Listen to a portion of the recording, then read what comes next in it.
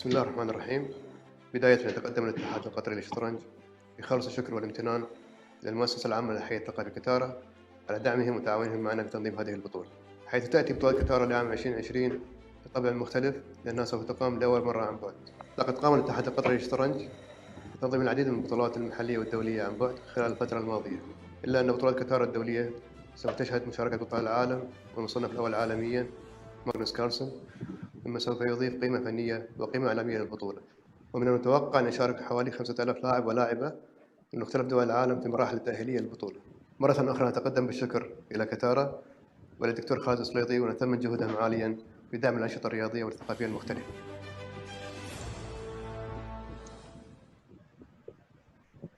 Do I need to share the screen again? بسم الله الرحمن الرحيم والصلاة والسلام على أشرف المرسلين. كتارا طبعا كمؤسسة ثقافية دائما تحرص على دعم الأنشطة الرياضية ونشر ثقافة الرياضة من خلال تنظيمها واحتضانها الكثير من الفعاليات الرياضية الهامة سواء على المستوى المحلي أو على المستوى الدولي، وهي تواصل في هذا النهج من خلال احتضانها لبطولة كتارا الدولية للشطرنج التي تتسم هذا العام بطابع خاص، حيث سيتم تنظيمها عن بعد لأول مرة تماشيا مع الإجراءات الاحترازية التي اتبعتها الدولة للوقاية من فيروس كوفيد-19. طبعا نحن سعداء بهذا التعاون المشترك والمسؤول مع الاتحاد القطري للشطرنج في تنظيم هذه البطولة.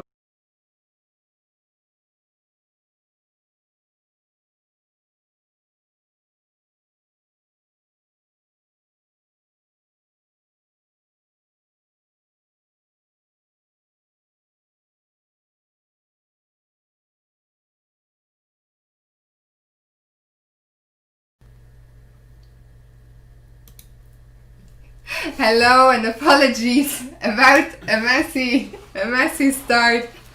A lot of technical aspects to take care of today. Apologies about that. We're still figuring things out, but the players, well, as you unfortunately heard, are almost ready to get started. I think the meeting... Is there an issue with our sound? Let us know. Let us know if our sound is fine or not.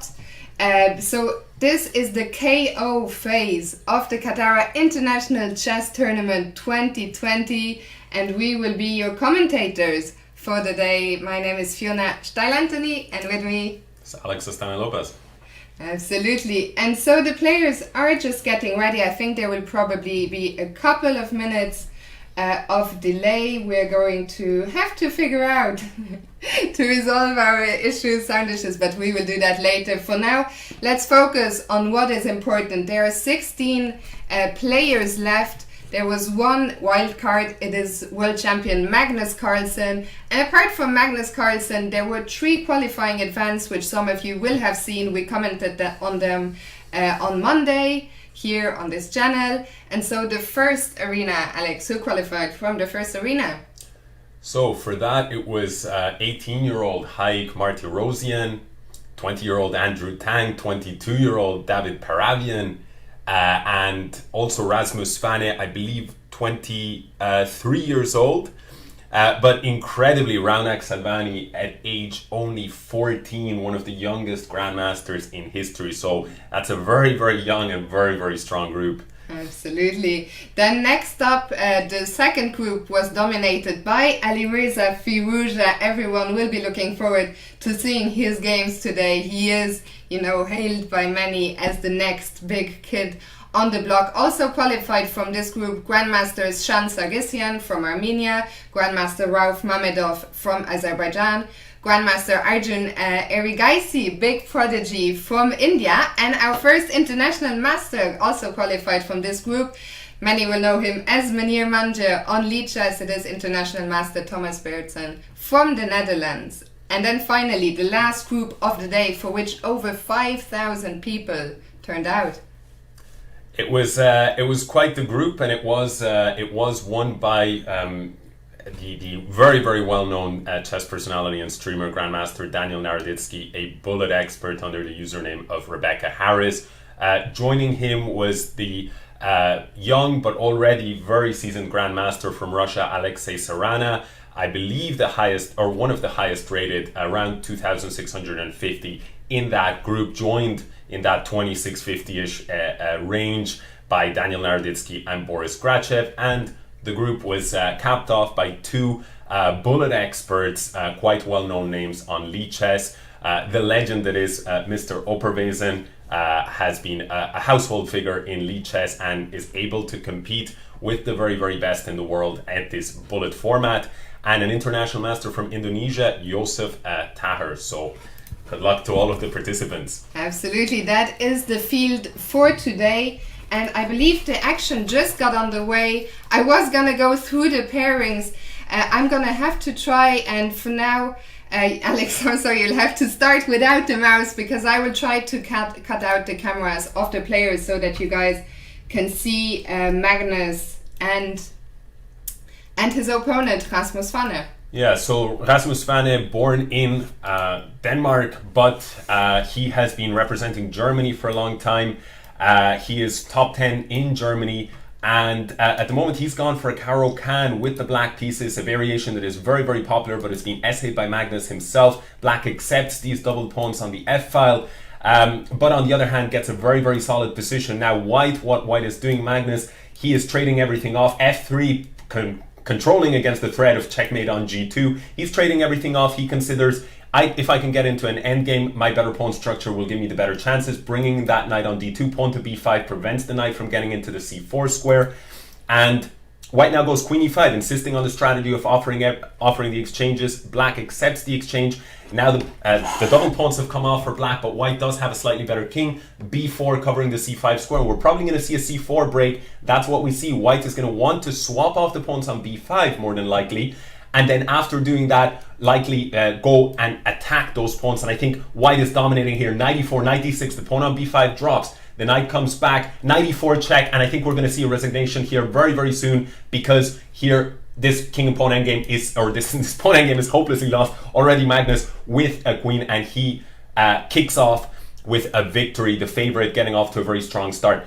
Black will need to score here, and we see Magnus essaying a very interesting opening here with F6, knight H6, knight F7. So he's just going to try and have fun and play some unusual variations, and we'll see what Rasmus does against this. Black now has these pawns on E5 and F5. They can be a little bit weak, but on the other hand, as Black, you're quite happy that you've got a space advantage in the center. Black's already going for an aggressive variation, F4, pressing in the center. Will we see F3 at some point, grabbing more space and kicking the bishop back? Knight G5, a very strong move. Has this been missed by Magnus? Magnus gives an exchange, and Rasmus actually in great shape. He picks up a pawn. Rasmus in the center, Magnus picks up a pawn in exchange on A2. We see rook D8, 92 check is the threat here with the X-ray on the rook on D1. And Rasmus sidesteps this, bishop F7, preventing rook E8, probably wanting to keep the rooks on the board if possible. Rook B8, Magnus has to go passive, rook D7. We're looking at rook E7, knight on F5, stops that, bishop E4, trying to kick that, lots of tactics, rook E8. Rook on E1 is now defended after king F1, but will we see bishop C4 check or anything like this? I think bishop D3 is there. Magnus's biggest advantage is he's got time on the clock, but bishop takes H7, nice tactic. If you take the bishop, the rook on E8 would hang, and this is excellent from Rasmus, fantastic game so far, and in fact Magnus is in serious trouble. He's got a completely lost endgame and he resigns. So that's a huge game. These are short matches. We're looking at the first person to 6.5, and Magnus whipping out the moves here. H5, a very interesting move. Magnus certainly feels confident in the endgames. He's known as maybe the best player of all time, perhaps, but certainly his name is up there when it comes to best endgame player of all time as well. So he's taking the game to an endgame. We're seeing bishop E3 and B4 trying to push back those knights. The knight on A6 is not looking really ideal here. We're seeing knight D2 completing the development. I like Magnus's position. We might see a break with pawn to A5 at some point soon. But Magnus, for the first time, going into the tank. One thing that's interesting about his German opponent, he's keeping very, very well, doing very well on the clock against him. The A file has opened up. That's in White's favor. Pressure on B6 pawn. Now we're seeing pawn to B5, and that's it. That's going to be game over. The knight is lost. You could not move it without losing the rook on A8. Rasmus is continuing to play. Why not? This is bullet. But against Magnus, it's unlikely to work. We'll see what happens soon. Magnus playing f5, grabbing space and also opening up lines, and importantly kicking the knight back from the defensive c5. Knight repositions to e4. We're seeing defensive g3 and pressure on f6. That's an extra piece we can take on f6 with check. Magnus does not go for that, but there are various ways to convert this. He's just going to push the queenside pawn, advance the king, maybe king b5, advancing further, and pawn to c6 I expect. No, he goes for the greedy option, grabbing the pawn. Why not? Black's only counterplay is this pawn on e4, but the knight on f3 controls that square. Knight h3, knight f4 check. We're going to see the pawn drop, and Magnus actually just swaps off everything, and as in the first game, liquidates into a winning queen and pawn again. But wait a second, Magnus came very, very close there to losing control. Maybe unnecessary what he allowed there, but it was actually always just by one tempo, but always actually ultimately in control. So that's 2-1. And so far we've seen the white player win each and every time in these first 3 games. Guys, apologies. We're gonna stick, I believe, to just Magnus's camera. For the next matches, there will be more time to figure this out, but not as easy as I thought on the fly. But here is Magnus, and hopefully people are happy to see the king. So sorry, back to the chess, Alex. No problem. So here we're seeing that black seems to have gotten a very, very nice position here. We're seeing already up a pawn, and in addition to being up a pawn, black's position is just beautiful here. The bishop on g2 is crashing into nothing. He's got more space. Definitely white is really up against this. f5 and f4 is already problems for this rook on c3. Threatening a pawn, but Magnus isn't concerned. Queen g3 ideas are going to immediately threaten queen h2, followed up by ideas like bishop g3. That's why white sacrifices an exchange here on d6. We're seeing Magnus continuing the attack. Bishop takes h3 is possible, and after bishop f2 you can keep the pressure on, or you can just liquidate into an endgame. Magnus deciding to keep the pressure on. He might go for a check. Now ultimately he exchanges everything. We're seeing a4 and rook c8. Very hard to defend this pawn, so you're down in exchange and you're down material. Rook c3 going for the a3 pawn. We're going to see this pawn on a4 drop very soon. King takes f4, not possible because of g5, and that was brutal. Magnus winning a crucial game there. Rasmus needed to win in order to equalize the match. Now he's up against it, 3-1 Magnus with the white pieces. Yeah, a strong start from the world champion, who today will be looking, and I think we lost his camera.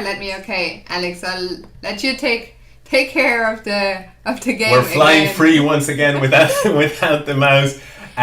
So we've got seven pawns each so far, and Magnus is putting the pressure into in the center. I really like Magnus's position. He's castling into a somewhat open king with those pawns advanced, but it's no big deal. He's got the bishop on g2, he's got the queen on f3. The knight on h5 isn't really playing for now. Black goes queen b6 for some pressure on the queen side, bishop e5, tying in with that, but the center falls with the pawn on d5. We see the pawn on f2 under fire. Knight g3, a nice tactic. Did Magnus miss that tactic? My impression is he did. Now the bishop takes f2, the pawn drops, the knight is defended, the knight goes back, and now this knight is going to be much more active. Queen c7 threats, and this is not a situation that you want. Rook e3, huge move there. Queen takes e3, are we going to see some knight f4? But Magnus calls his bluff. He says, in fact, there isn't anything here, you just gave up an exchange, maybe you have a draw, but you're not going to be able to do more than that. On the other hand, actually, the problem with king h3 was knight f4 check was coming in, and in fact, turns out Rasmus says, I did have more than that. That's a huge result. 3-2. A convincing win with the black pieces, and Rasmus showing that he can hang with the world number one. Absolutely. Very impressive start from Rasmus. Rasmus, actually, the reason he is up against Magnus Carlsen, the pairing system, the knockout bracket was done based on their standings in the qualifiers, and Rasmus qualified with the lowest score out of everyone. That's why he got the chance, or the mal chance, to be up against Magnus, but definitely holding his own so far. Yeah, incredible stuff, and in this position here, Magnus will be happy. I think he's got that queenside pawn majority. He's got more space, but for the time being, it's not. White is also in the game. On the other hand, you know, when you have the white pieces, you have that added pressure. Black might go g6. He's not concerned about any sacrifices. Bishop c4. The queen is now going to have to be passive in order to defend this. Instead, he offers bishop d3. We don't see an exchange. Maybe we're going to see queen d5 piling on the pressure here, and white has to go passive. On the other hand, that bishop is still influential along this diagonal. We're seeing queen takes d4. Black broke with b4, breaking up that queen-side structure, and I think Magnus is really putting the pressure in this particular variation. Can we see something like g5, or will he consider that a bit too risky? Magnus is going into the tank. Queen f5 ideas would then threaten checkmate. It's hard to say. He does go for g5. The question is, what is he going to do here? He moves the bishop, preparing queen check. Will be met by king f8. But this is somewhat risky territory. Will he, for example, give a check here with the queen on d1? He wants those queens off the board. Will white grab this pawn? The problem is queen check and the bishop will fall. On the other hand, bishop here, we're seeing queen h7 check, accelerating, preventing everything. We might see bishop f8 just consolidating and block with the queen on g6, queen e5. Magnus desperately, he's up a piece, desperately wants to exchange. He succeeds. Bishop d5, queen e4 is coming in. Best case scenario for white, apart from the clock situation, is a draw by repetition. That's what he's going for with the queen, but Magnus's king will escape, and now the queens come off the board. King f5, queen even stays. It's all about the clock situation. Magnus is under pressure, but will he checkmate? I believe he will. Let's see it. It's 1 second. Oh, he doesn't get there. That could be huge, and we see Magnus. He's not particularly happy. My apologies, guys. I don't know why the Zoom call keeps jumping around. I'll try and fix it while I let you keep looking at the games, Alex. Yeah, so in this game now, Magnus keeps, in spite of that result, he keeps a convincing 2-game lead. We're 4.5 against, 3.5 against 2.5, a 1-game lead. And yeah, the question is, what will happen in this particular game here? It's pretty close. Black, on the other hand, white has, Magnus has the white pieces, queen e4, huge move. You're threatening mate on h7 and the bishop on d4. He goes in a different direction. Here, rook to d1, queen f5 we're seeing. Queen h7 is not a threat, but the knight on f6 is tied down. King h2 trying to fix the king problems. Maybe we'll see some rook to e1, offering 2 rooks for the queen. Black goes for that, but the rook on c8. The rook on c8 was hanging with check. Not taken. That's a huge miss from Magnus, as far as I can tell, unless there was something there, but I don't believe so. White now goes bishop c2, trying to reroute that bishop to b3. And we're seeing black is hanging on, but the huge threat of checkmate here with queen to h8. What will black do? Black goes rook e8, but we've got queen g8 and the pawn on g7 drops. The pawn on g6 is very, very strong. The white queen and the bishop should combine very well, and that is actually going to be a queen here, costing an exchange. Black is going to try to hang on, but the big problem is this g pawn here. What can you do to stop it and to prevent it costing you more material? Black is trying, but that's it. It's going to be game over. That's a second queen on the board. Resign time. That's a monster game. We're seeing 4.5, 2.5, and Magnus is potentially just 2 games away from victory. There is so much happening in the early stages. We have the Magnus comeback. Also, we should say the format it's a best of 12 games, which means that Magnus is now 2 points away from the magical 6.5 points mark. 2 points away from qualifying to the quarterfinals. Also, this stress situation will only be for the first rounds. From the quarterfinals, there will be one match after another. They will not play simultaneously. So good news for you guys and for us as well. So for this particular game here, we're seeing Rasmus is really up against it, and we're seeing a very similar position to b4 with the light square bishops off the board. That means black has no real problems about getting checkmated. But on the other hand, I like white's activity. Rook f7 is a kind of a way to offer a draw here. If white goes back, will black go rook f7, or will he push his luck with queen f7? And white feels like he has to play on. Yeah, Rasmus is indicating no draw here, and that makes sense because the black king looks a lot less safe than the white king. Black again seeking that exchange of the queens, and rook e7, a nice touch when you exchange. This pawn on c6 drops though. You cannot take here because there was a checkmate on e8, very quickly spotted by the players. Queen e4. Now Magnus is the one trying to force a perpetual, and in this case white says still no thank you to that. White has some checks. He goes instead in a different direction, and that allows the perpetual. So that's a good result, good practical result. Absolutely. For Magnus. Now 1.5 point away. There was a question in the chat, what happens if it's tied 6-6? They will draw colors and then they will play until one person wins one game. So that's the way it will work. Okay, so Magnus now 1.5. I'm loving Magnus's position here. Me too. He's got a lot of pressure. Maybe at some point he can get g4, g5 in. Rook here inviting e5 ideas, but I think the point is knight b5, the queen would be hanging, so you can escape the x-ray. Now e5 is played, but with the bishop here it's not a big deal. The queen is not being x-rayed. We're going to see white having to move his queen. He goes for queen e3. Maybe some knight h6 in the air at some point. For sure, maybe he'll keep the rooks. He goes in a different direction, full board vision, but black is attacking both pieces. Will we see a retreat of the knight or bishop to c2?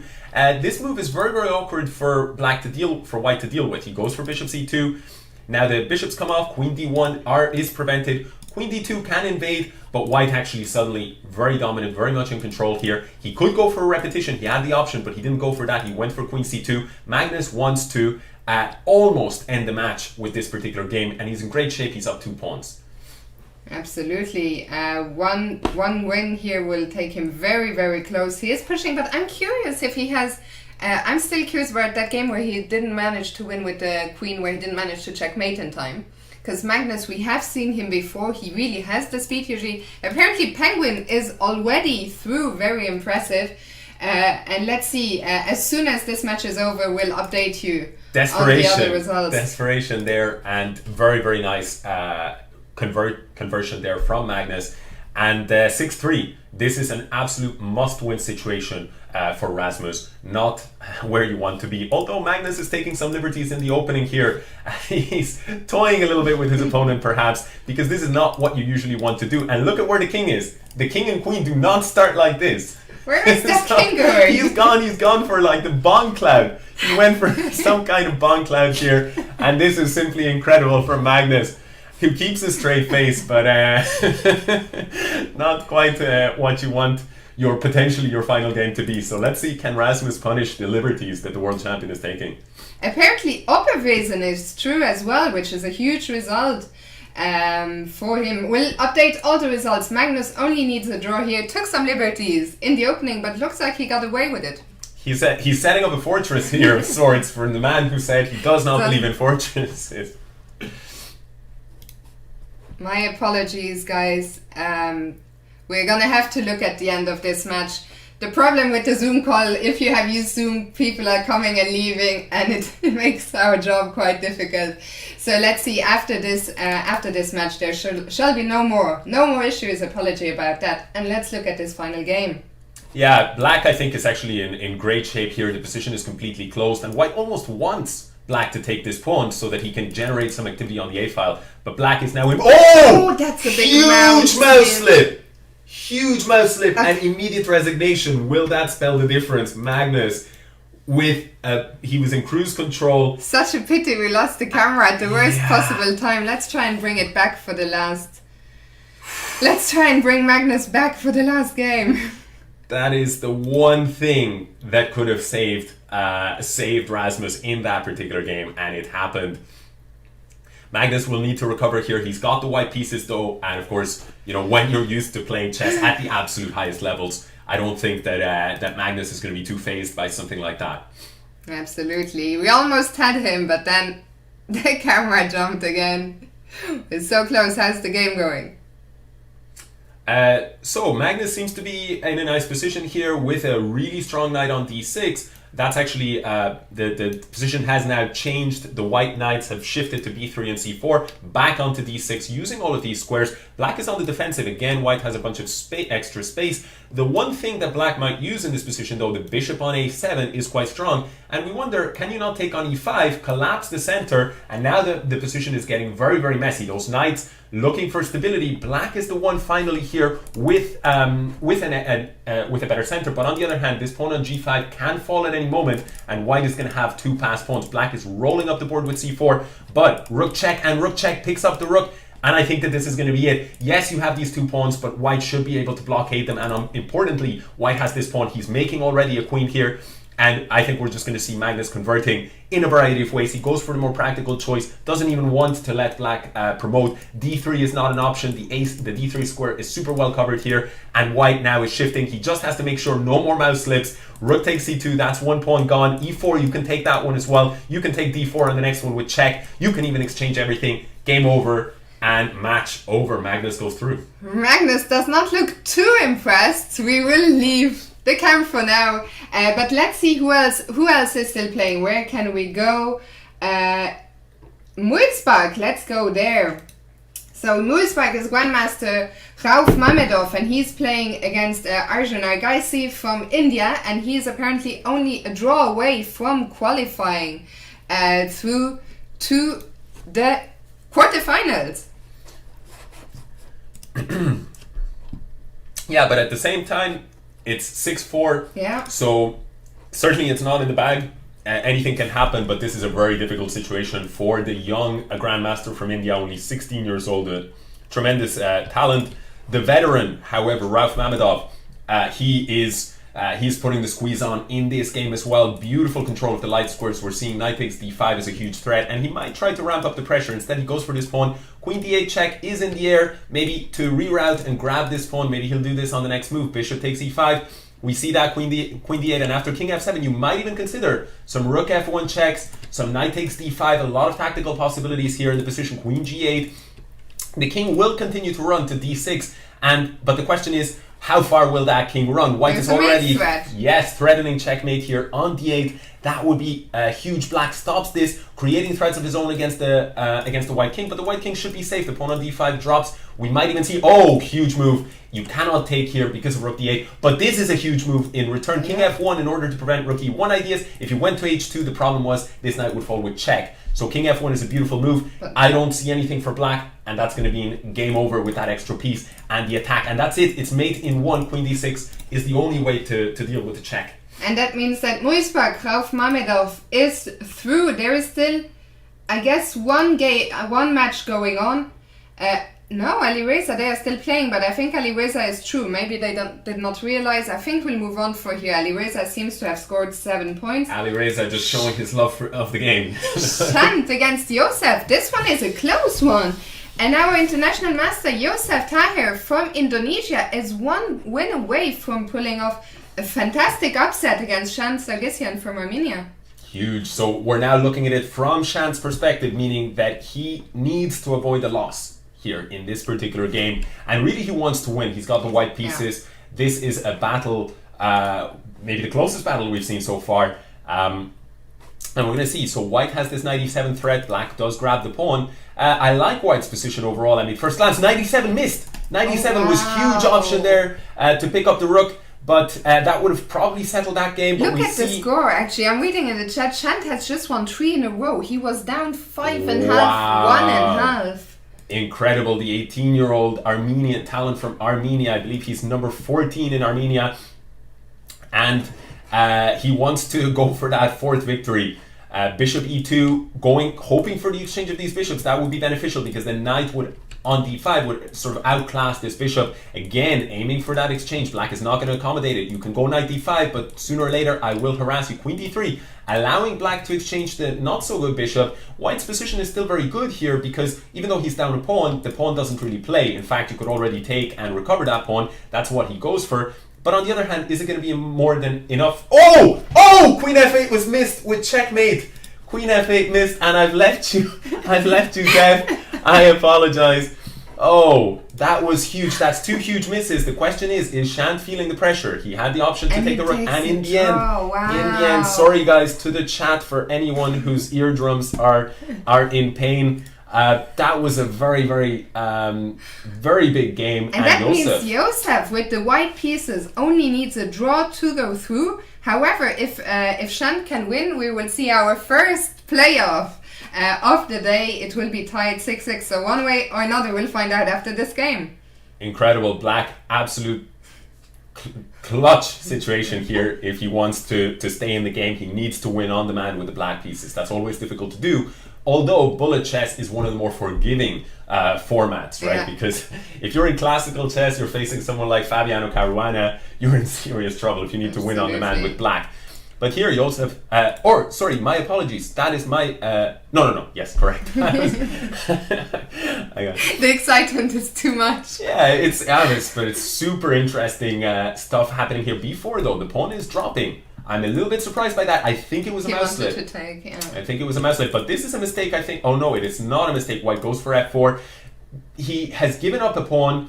But on the other hand, the pawns are crippled here. Black maybe looking to place the king on e6, but that's not much of a defense. White wants to double up the rooks. e4 already offering up that pawn. The problem is you need to win this position. Josef is so fast, I have to say. I wasn't too familiar with him until the qualifiers, but been very impressed with what I've seen. It's going to take nothing short of a miracle here in order to be able to win this, because you're down a pawn, you have a worse pawn structure, and you know your opponent also has 8 seconds on the clock, which is this level. He's making progress though. That pawn has already landed on the 3rd rank. Time could be an issue as well here. a4 is a very nice idea as well, trying to chip away at this structure, and now he's probably sooner or later going to try to put the rook on b8 or a3. He goes instead for this pawn. King c3 will chase this pawn down, but he prefers to defend this pawn. Now rook d3. How does white defend this pawn? He goes for rook c4, rook d4. I'm surprised by that because 2 rooks come off the board.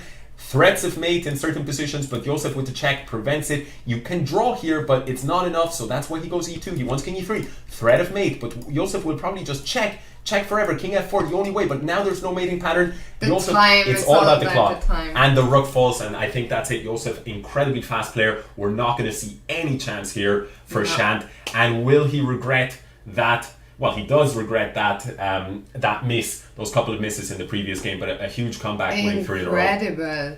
So let's see if we can find the results. By the way, all the information is here. There's no tournament link because it's knockout, so it's just individual matches. There is no broadcast. So let's see the results. So Magnus Carlsen, we saw, won his game. Penguin won his game against Arm. Opperwesen won his match against Boris Grachev. Never enough, 6.5, 1.5. That's a huge score. Daniel Naroditsky is true as well, 7-3 against Raunak Sadvani. Ali Reza won, we saw that one, 7-4 against Dropstone, aka David Paravian. And finally, maybe next time, Alexei Sarana beat Menier Manager, aka Thomas Bertsen, 6.5, 3.5. And Muisbach is also through 7 against 4. He beat Invention Arjun Ergaisi. Muisbach, the veteran Rauf Mamedov from Azerbaijan. And congratulations to Josef, who is also through. So next up, I think we'll get a 5-minute breather. The way it will work for the quarterfinals. So now everything will get easier, guys. It will get easier and easier to follow, especially. The first quarterfinal will start, I guess, in about 5 minutes, and it will be Magnus Carlsen against Rauf Mamedov. The second quarterfinal will start half an hour from now. That will be Penguin and Rutang against Alexei Sarana, maybe next time. Then the third quarterfinal will be 1 hour from now. It will be Alireza Firouzja against Opperwesen, Vincent Rotus. And then the last quarterfinal will take place 1.5 hours from now, and it will see Josef Taher face off against Daniel Naroditsky. So there you have it. I'm going to put us on a very short break scene so that we can sort out the cameras for the players, for Magnus Carlsen and Rauf Mamedov, and we'll be back in just a minute.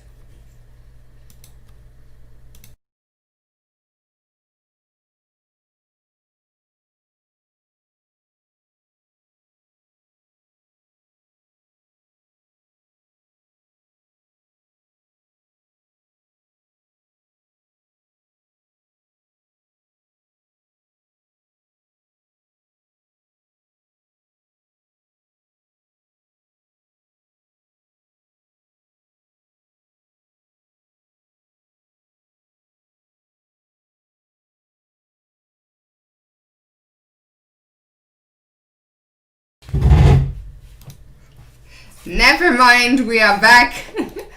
I thought there was going to be a short break, but no, Rauf and Magnus are off. Alex will start taking you through it while I try and get the player cameras. So, in this first position here, we've got Mamedov with the black piece and Magnus with the white pieces. He's an extra pawn here, pawn to the good. In these kind of structures though, but the biggest difference is he's down in exchange. So actually Magnus is maybe able to hold. The position might be just about tenable, but black is the one pressing here. for sure. He goes knight f6. That's a very aggressive move. He grabs the pawn on h7, but black is probably going to have some counterplay against those queenside pawns. Knight on e5 hits the pawn on d3, and the question is, what are you going to do about that pawn? King does drop back to e7, so it seems to be... well, now the board has been updated. Sorry guys, I cannot actually see the board at times when the Zoom call is being adjusted. That's hence the reason for, bishop f1 offering the exchange here, but the pawn on h6 is huge here. Black is going to be tied down to the defense of that pawn. On the other hand, white's king cannot break in, so what we're going to see is a potential draw here with the repetition, or Magnus is going to press for the clock situation. Objectively it's equal, but Magnus is the one pressing. He's got 6 seconds against just under 1, so I think that's going to be it. We're not going to see any kind of trades, and we see Magnus with that squeeze on the clock. Nothing to be done. Sorry guys about the somewhat messy start to this particular game. We will we will improve the situation as the stream goes. It's been a chaotic start. Here we see Magnus playing the same variation of the Caro-Kann that Grandmaster Rasmus essayed against him in his first match. And this is a very typical situation in this exciting variation. We've got opposite side castle, bishop c7, seeking to keep the knight, but also queen on d5 will attack, bishop e4, preventing that. Whoa, tactics, bishop takes, king takes, queen e6, picking up this bishop. But d5 means that at the end the pawn on c6 drops. Black goes after this point. He'll probably take it, but he cannot because knight e7 check will be huge. That's why he goes bishop takes h2. Still, Magnus cannot take this. He can, however, collect Magnus's exchange here. The question is this pawn worth more than an exchange? Bishop b6 is an option.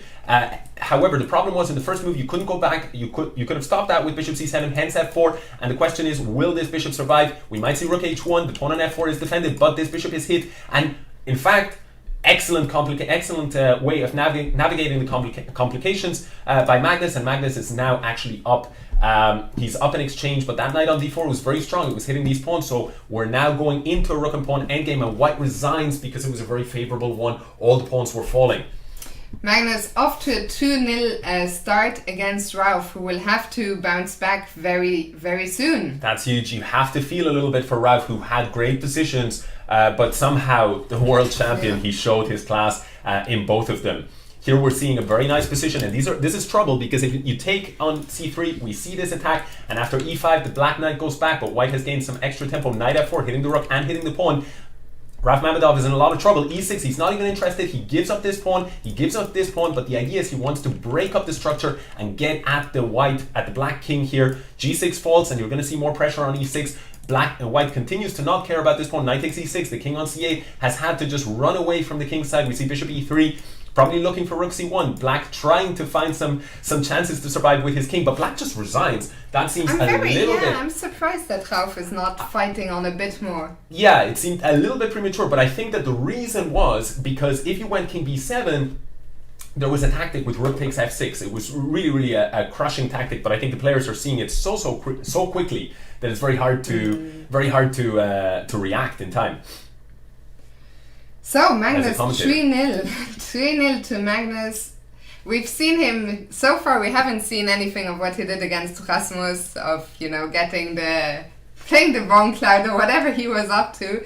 He means business. Oh, queen is dropped. Queen has dropped on e6. Magnus had pre-moved f6, and Ralph with a very important win there. Yeah, very important to get into the match. His first point. So now just trailing by 2, and I mean at this bullet, anything can happen. I think in bullet, if you get into a run, you can absolutely score a few wins in a row. Yeah, and here we're seeing King's Indian defense. Magnus is going for it here. Very nice position, I think. Black is sort of shut down in the King's Indian. You often want to break with f5. Now that square belongs to white, and d takes c6. There are problems here with the backward pawn on d6. White is castling into these advanced pawns. He doesn't really care. Now when you take everything, bishop f3, I don't see a solution against this, because if you go f5, you're just going to take. Has Ralph Mamedov dropped a piece? As far as I can tell, he has. And he's going into the tank, which tells you a bad story. He continues. He decides to sacrifice his knight for a couple of pawns on f2 and c4. There are some chances, but the white pieces are too strong here. And after bishop here, I don't even see a way to escape with the queen, and we're going to see a resignation. So Magnus picking up a win in 22 moves, 4-1. So far, very, very dominant performance. Very impressive stuff. I have just sent one of my dear mods the brackets so that you people, I'm sorry, I'm not sure, I don't think they were published, but someone will put them in the chat very, very soon. So remember, Magnus and Rauf are the only ones playing for now. After that, we will see the next quarterfinal and the next and the next, and they will be in the chat very soon. And this is looking like it's going to go from bad to worse here for Mamedov. He's down in exchange, and I don't see quite enough compensation for it. He has one pawn. That's usually not enough. H6, however, you can potentially, you can maybe take here. Rook takes and knight e6. I think maybe that's what Mamedov is calculating. He sees something that we haven't. I'm sure that Magnus had also seen something if neither player captures there. Rook f5, chasing after the pawn, and knight f4. Now that's a huge square here for the knight. The knight on e4 is hanging, so you have to take care of that. Pawn on c4 is now defended. The knight on f3 beefed up, but we're probably going to see rook d5, and these pawns are very difficult to defend. The first pawn drops, white goes rook a3 in order to defend this pawn.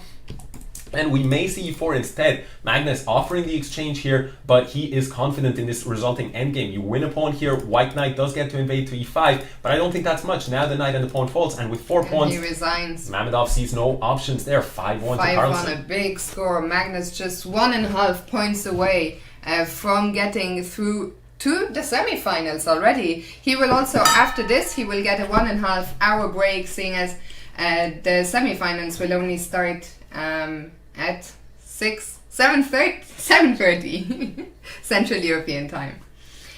Okay, so what do we have here? We've got an interesting position. The king is on f1. It's a little bit unusual. But on the other hand, it's not such a big deal when you have a nice advantage in the center like Magnus does. I like Magnus's position. He's castling, as we say, by hand here. We've got the pawn on b3. A little bit weak, and black does get the a file, but white can challenge that, and he can also push the pawns, which is going to be useful for him activating this bishop. That's what we see now. The b file has opened up, and white wants to invade onto b1. Black trying to fix this bishop, which wasn't doing much, pointing against d4. White retreats, does not want to accept this bishop, and we might see eventually the knight coming to b4. c5 as the pawn was under fire, and I really like white's position. You don't want to play d5, but big tactic miss there by Magnus. The pawn on e3, he goes knight e2, offering this exchange. You can take 2 minor pieces, but in the end, king f1 is going to give you, or king f3 is going to give you some problems. However, Mamedov saw further. He saw that he could use this this square, but d7 is going to cost him a piece. So the question is, who saw further after all? Here we see that pawn promoting, and that's a piece, and we see an exchange. So I really think that short of a serious mistake here, king takes f4, not possible, by the way. 96 check, nice little trick from the very tricky Mamedov, but he's got 8 seconds against Carlsen 16, and a lovely trick. The point is, no matter which way you took, you're able to win something. It's a clean exchange now, and I think that Magnus, if he doesn't win on position, he's just going to convert on time. Will he risk taking here? He goes for the more practical approach. He's threatening this pawn, nothing wrong with taking it, and now you could even capture here. That's what Magnus does. He knows that this king and pawn very practical decision. Incredible play. And Magnus now with the black pieces up 6-1, a very impressive display. He needs only a draw to advance. It's not been, I think it's been tough. It's so hard to say, that Rauf hasn't had a good day, because Magnus, when he turns on the turbo, he's just so incredible. I guess he is the favorite in this tournament, but he will be very eager to get revenge. There was the titled arena in bullet format on Lichess on Saturday, where Alireza crushed the field and Magnus only finished, I believe, in 6th place or something like this. Yeah, and in terms of this game, by the way, in my opinion, short of a miracle, this is going to be the final game, because Magnus has moves back Mamedov where he wants him. He's got the bishop pair, he's got a very healthy pawn structure, the queens are off the board, so there aren't many attacking options. So overall, I think black's position is just great. At some point, maybe bishop d2, you have to watch out for. Be careful, don't exchange the rooks and take this pawn though, because rook d8 will be checkmate, so that's why bishop g6 creating a square, but the bishop pair is very strong. On the other hand, white at least has this a pawn. I believe that it can be controlled, but in bullet you never know. Some knight b6 ideas in the future. You didn't want to do that earlier because of bishop e3. Rook d7 is very strong, and actually I think I'm going to have to swallow my words. Eat my words, exactly, because here the position is looking very, very nice for Mamedov, who turns the screws there, and just an excellent victory from a position that didn't look to promise so much. Absolutely. So we saw some frustration there from Carlsen, but he still has four match points, shall we say. He just needs a draw, needs 6-2. Yeah, and in this, I mean, yeah, I don't think he's too stressed in this situation. But still, very nice fighting spirit from Ralph. It would be very tempting to sort of give up, throw in the towel there. We're seeing Rook C1 here.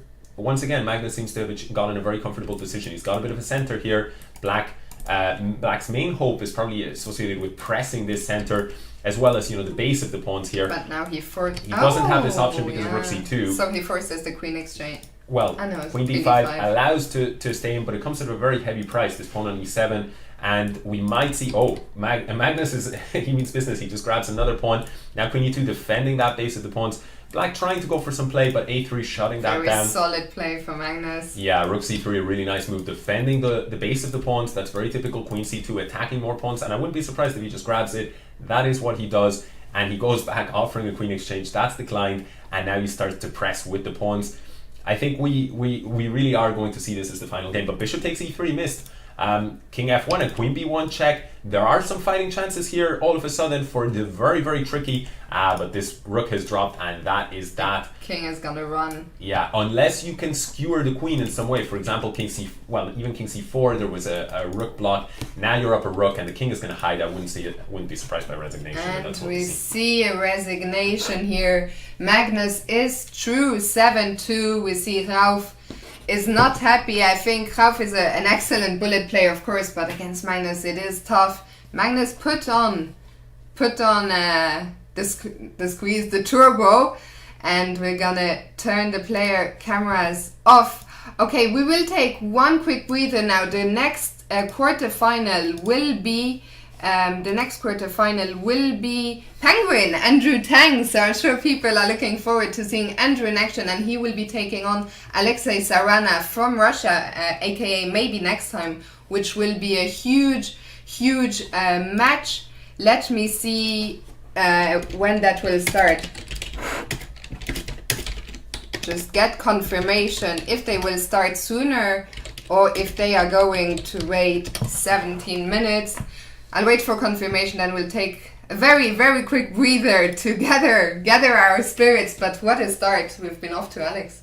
Yeah, it's been, so far it's been, well, I won't say a masterclass from Magnus. He has shown, I mean, his opponents are incredibly strong, and he's shown that there have been some little mistakes, but at the end of the day, this guy is, you know, he's the world's best player, and for him, he started off with a tough match against Rasmus, but he showed incredibly convincing play here against a seasoned grandmaster in Ralph Mamedov, who is also a blitz and bullet specialist. So, I would say very, very strong start. By the way, we were just speaking of the brackets. Well, next up is the second quarterfinal, Andrew Tang against Alexei Sarana, and the winner of that will be taking on Magnus Carlsen. So we will see either Carlsen versus Tang in the semi-finals or Carlsen against Sarana. We will find out very, very shortly. We're going to take a 3-4 minute break, and I'll type in the chat as soon as I find out when the next match starts. Guys, don't go anywhere. We'll be right back.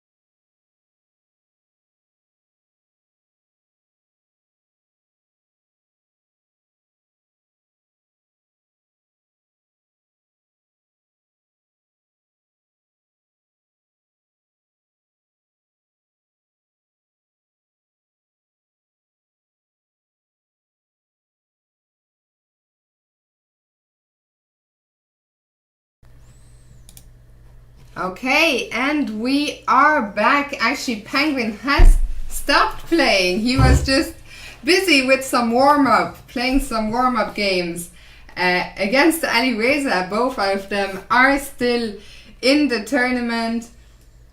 And you can see the players on the camera. I think I have Penguin's TV open. So as soon as they start, we will be there. We will be ready. Alex, what are your... No. No, no, no, no, no. We are not ready. This is not easy, guys. It is not easy. Players were asked to not, ideally not do this, but what can we do? We'll have to recut the cameras again. Could we maybe ask just to send a message to the Yeah. Guys, Alex, I will let you tell us your predictions for this match while I try and sort the camera issues. Well, I think that it's going to be. I mean, the match formats they're not so many games. So I think anybody, all of these players are just not just monsters over the chessboard, but they're bullet monsters as well. And we could see any result whatsoever. But the player who I think on paper will be favored going in is Grandmaster Andrew Tang, aka Penguin. He is a bullet, hyper bullet, and even ultra bullet expert. He's held his own in matches, in long matches against the world's best players, Magnus Carlsen, to name the world champion, who he has played hundreds of times on Lead Chess and Bullet. Alexis Arana is a higher rated player in FIDE events, in classical events. He's sporting a rating of 2,650, whereas Andrew Tang is around 2,550. That would make him a significant favorite over the board, but Bullet is a different beast, and Andrew Tang is considered by many to be the fastest player on the planet. And when you combine that with incredible tactical vision, well, it makes for a lethal mix. My money is on Andrew Tang, but Sarana's class could lead to an upset. I think it's gonna be incredibly close match. They should start in 2 minutes. So let's see if the players, okay, they are back on cam. So Alex, it's your job. Your job to, let's go here. We'll just do it live on air because that is how we roll. Let's cut out. So I guess they will start very soon, correct? Yes, very soon. We'll cut out Mr. Penguin first. Apologies about this. We are trying to... No. One of the issues is that some of the players we might commentate, some of them are turning the camera on and off. Yeah, I causing conflict, and not just the players. In terms of, it's maybe the instruction is the webcam should not be turned off. They may think that it's a case of not leaving the room.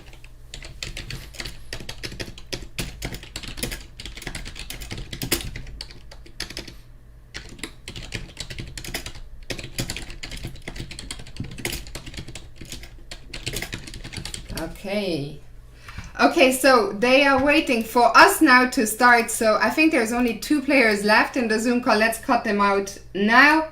And then as soon as we are ready, we'll get on the way. I think they are on the way. So let's very quickly do this.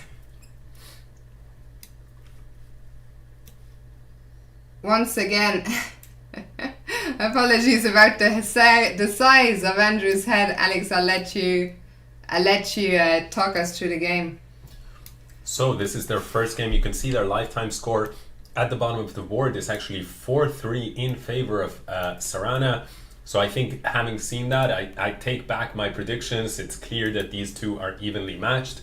Over 7 games, it's hard to judge, but this match really could go either way. Both players with a very similar rating around the 2,900 mark. Having said that, Penguin has been as high as something like 3,200 on Lead Chess. I don't know the exact rating.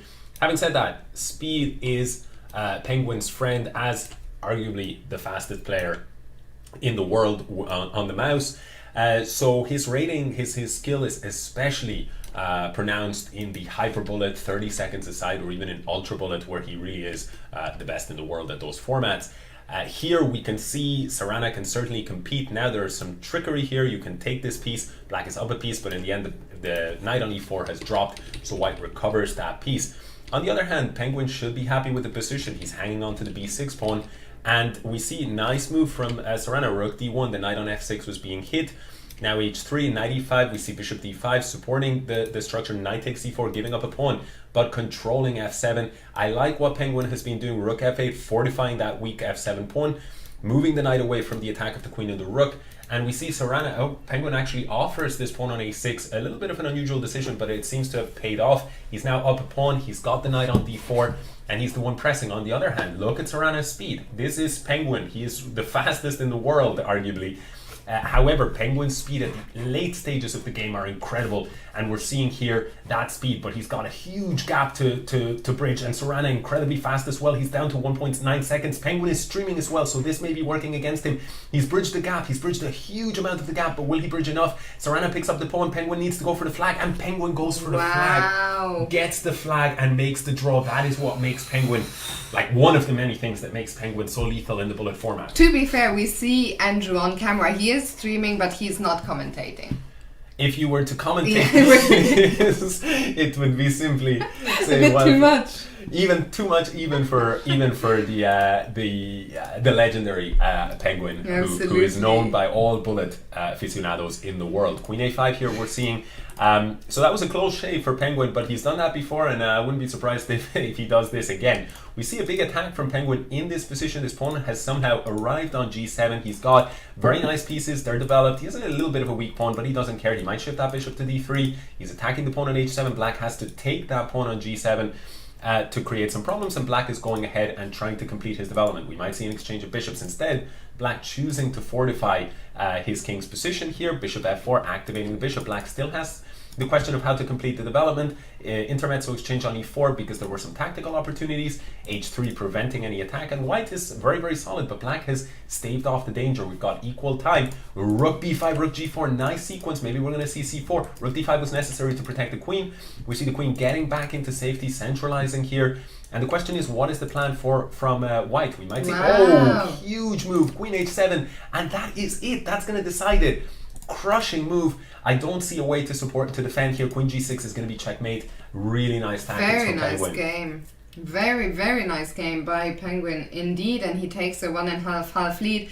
Remember, for the quarterfinals, the rules remain the same. It is first to 6.5, and what a game by Penguin.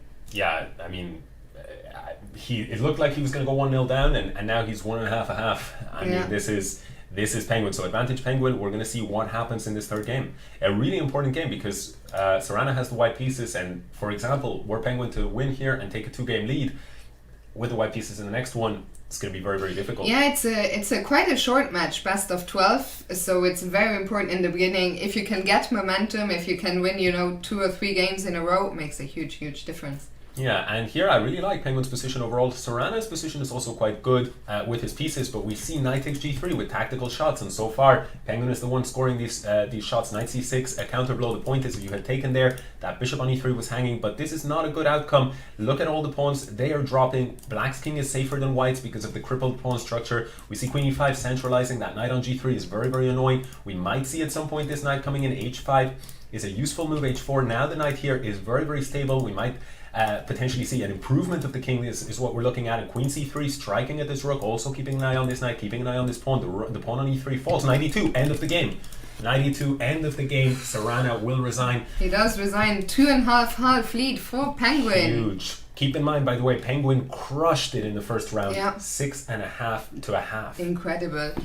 Also, let's remind everyone, if Penguin wins this match, he has a big opponent awaiting him in the semi-finals. He will square it off against world champion Magnus Carlsen if he makes it past Alexei Sarana. Two old rivals at this point. As mentioned, they've played hundreds of times on League Chess and in Bullet, and we're going to see them battle once again if things stay this way. So so far, Penguin controlled position here. Black doesn't have too much reason to complain. He's got a nice center, but White's pieces are quite well placed. Bishop on a6 for the time being, putting a bit of pressure here, but you never really want to take as Black, because then you would leave yourself with these both of these pawns isolated. Black is making headway in the center here, but we might see bishop f5. We might also see knight c5. Certainly the bishop pair here is not a big deal. e4 instead chosen, which provokes Black into making a decision here. Bishop b5 from Black, inviting White to take to correct the pawn structure. Penguin's not going to accommodate that, so he shifts his pieces around.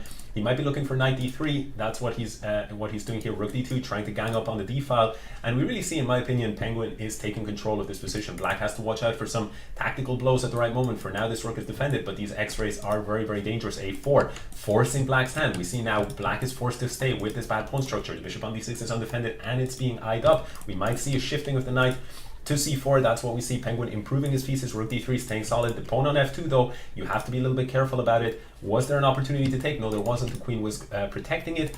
See, the bishop on d4 is a well-placed piece. White is dancing around that. That's the heart of the heart of the structure. Let's say the base of the structure for White. So White is positioning his pieces very, very well. Something has happened here on f7. I don't even know what happened. Something came off the clock, board, Alex. Both of them under 10 seconds.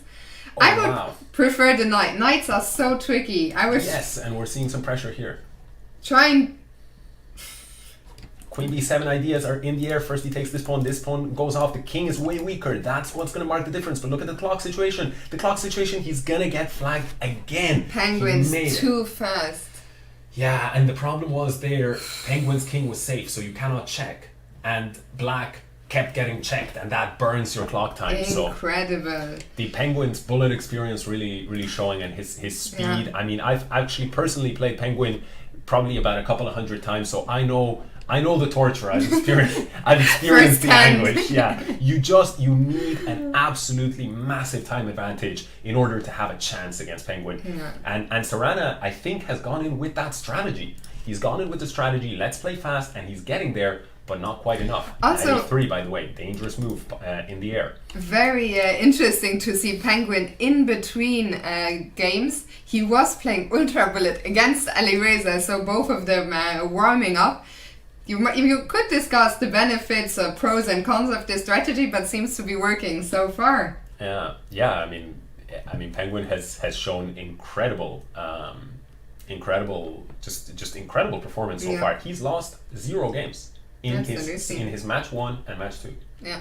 So far we're what is it? Like 11 games in, something like this. And he hasn't lost a single one, and this is Bullet, where it's so easy to blunder. Yeah, I think Andrew is absolutely. We shouldn't write this match off just yet. By the way, it is 3.5, but in Bullet, as we said, anything can happen at any moment. You have a run, you get some momentum. But if we were to see Penguin versus Magnus, I think Penguin is one of the players who can, pose some real questions to Magnus. Yeah, but. Back to the game. Will we see some sacrifices here? You cannot take the bishop because of this, and I think Penguin is calculating that. He doesn't like it. He ends up a little bit awkward here. Queen g4, killing this x-ray, and queen f5, and queen back to g4. Penguin offering a draw. Serrana, he needs to put pressure, so he keeps the game alive. We're seeing another scramble, and once again, Serrana is the one with the time lead. Can Penguin make up the time lead here? We're seeing that speed from Penguin is going to come. The checks are very, very dangerous for Serrana, and look, 2 seconds against 0.5. Can Serrana, if Serrana gets flagged here, this is going to spell disaster for him and for his chances in the match. He needs to make it, and he does make it. That was huge. And we see the smile from Serrana. I think it's the first emotion we have seen from the player. It was so incredibly important for Alexei Serrana to win this game, to get into the match. That is Penguin's first defeat, and so important also for him to come back into the match. And we now have a match on our hands. Alexei Serrana trails by 2 points. Yeah, but it's a bad start for this game here. Very important game. And look at those white pieces. They're all super active. You've got those dark squares where you're getting crushed. Knight here, bishop on e7, already the loss of material. White can collect this rook, but he's in no rush. Black cannot step out of the squares. Maybe we'll see now the capture. And the knights get off the board. White has an extra exchange, and the problem for Black is is not just the exchange, but how do you complete your development here. Black is playing b6, but there is no real threat, because if you take here, take here, take here, the rook hangs in the end. And the problem is, if you go b5, the knight still hangs. The knight is lost, and we might see a resignation. We've got 13 seconds. Sarana, you can see he is not happy, because just after striking, he needed to build that momentum, and Penguin comes back and does this. By the way, I see a question in the chat. What is the score in the match? If you guys are new to using lead chess, so this is the all-time score that you see under the boards, all-time score between the players, and this is the score for the current session. So in our case, this is the score in the match. So 4.5, 1.5 to Penguin. Really, really convincing, and the two players, by the way, seem to be happy with this variation. We've seen it already. I think this is the third time that we see it in the match, and Sarana, he is putting his eggs in this particular basket, playing against this pawn structure. It's known as an isolated queen's pawn, but Penguin seems to be happy. He's a very tactical player, and he's happy to get the opportunity to have pieces in a really good squares here. So very, very complex game, and we need to see some results here for Sarana. Penguin going into the tank. Maybe he's even looking at some tactical blows at the... Wait a second, that pawn on f2, the queen hangs, knight d3, all sorts of queen d4, all sorts of madness. I don't know, I have no idea what is actually going on here. I suspect most people don't either, but the players might. Sarana is going into the tank. This is a big problem. If he doesn't find anything this time situation, we see him getting quite frustrated on the clock. They go down this line, but he has invested a lot of time. He's invested a huge amount of time. He needs... Knight g4 now is crushing, because if you go king h1, rook takes h2 is mate. There was nothing to do.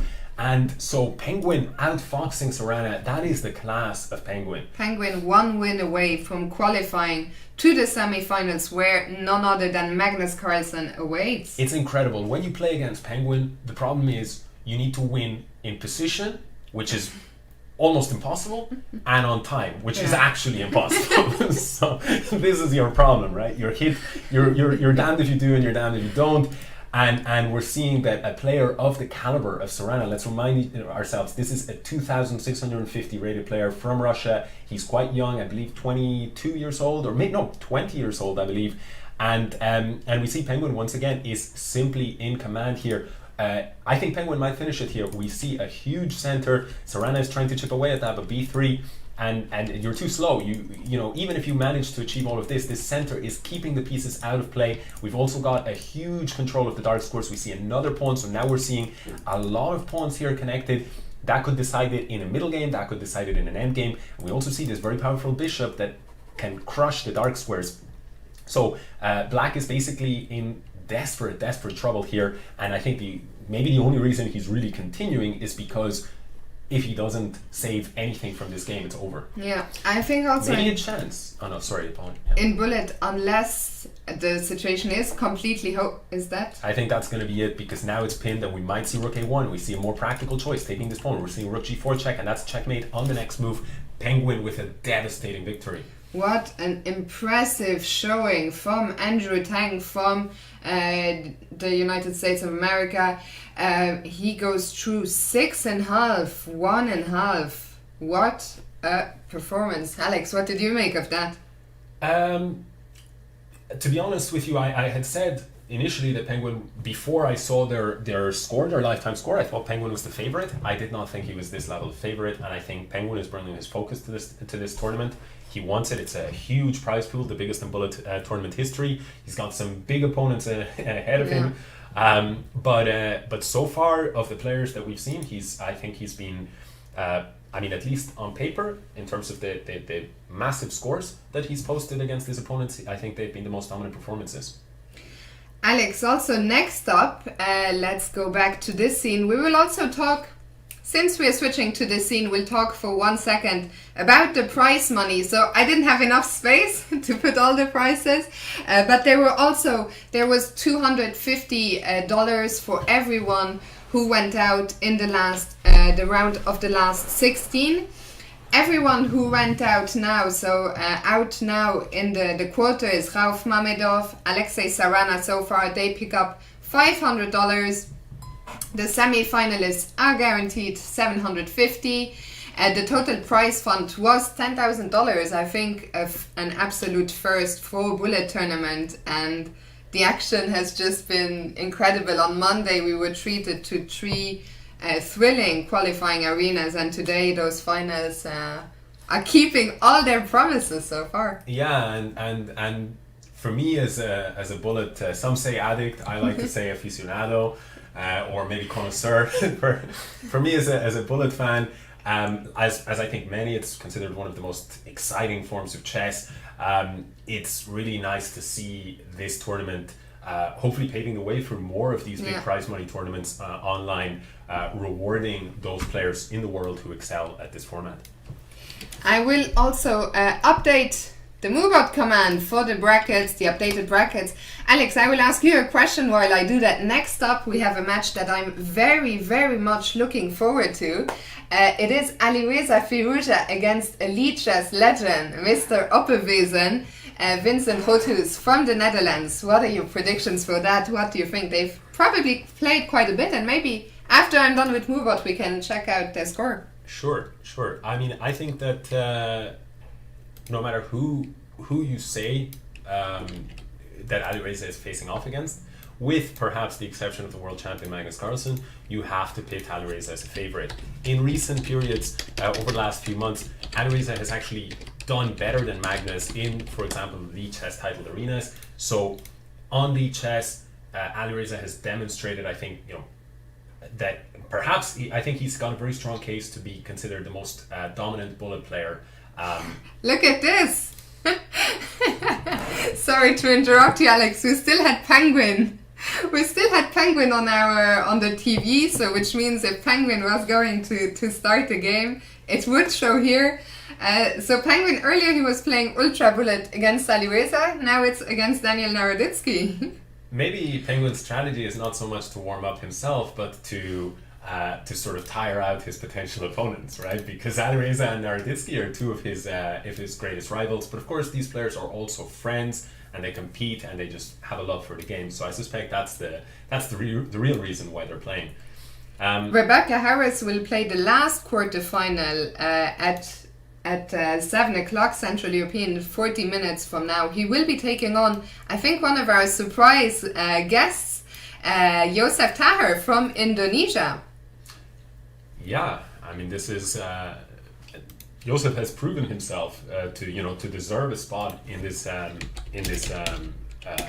last 16. So, or indeed in the last 8. So we'll see how that goes. In terms of the Alireza match, I really do think that Alireza is the favorite ultimately. Although Opperwezen, it must be said, he is a legend on league chess. I think anybody who plays regularly on league chess and who enjoys bullet will have heard his name.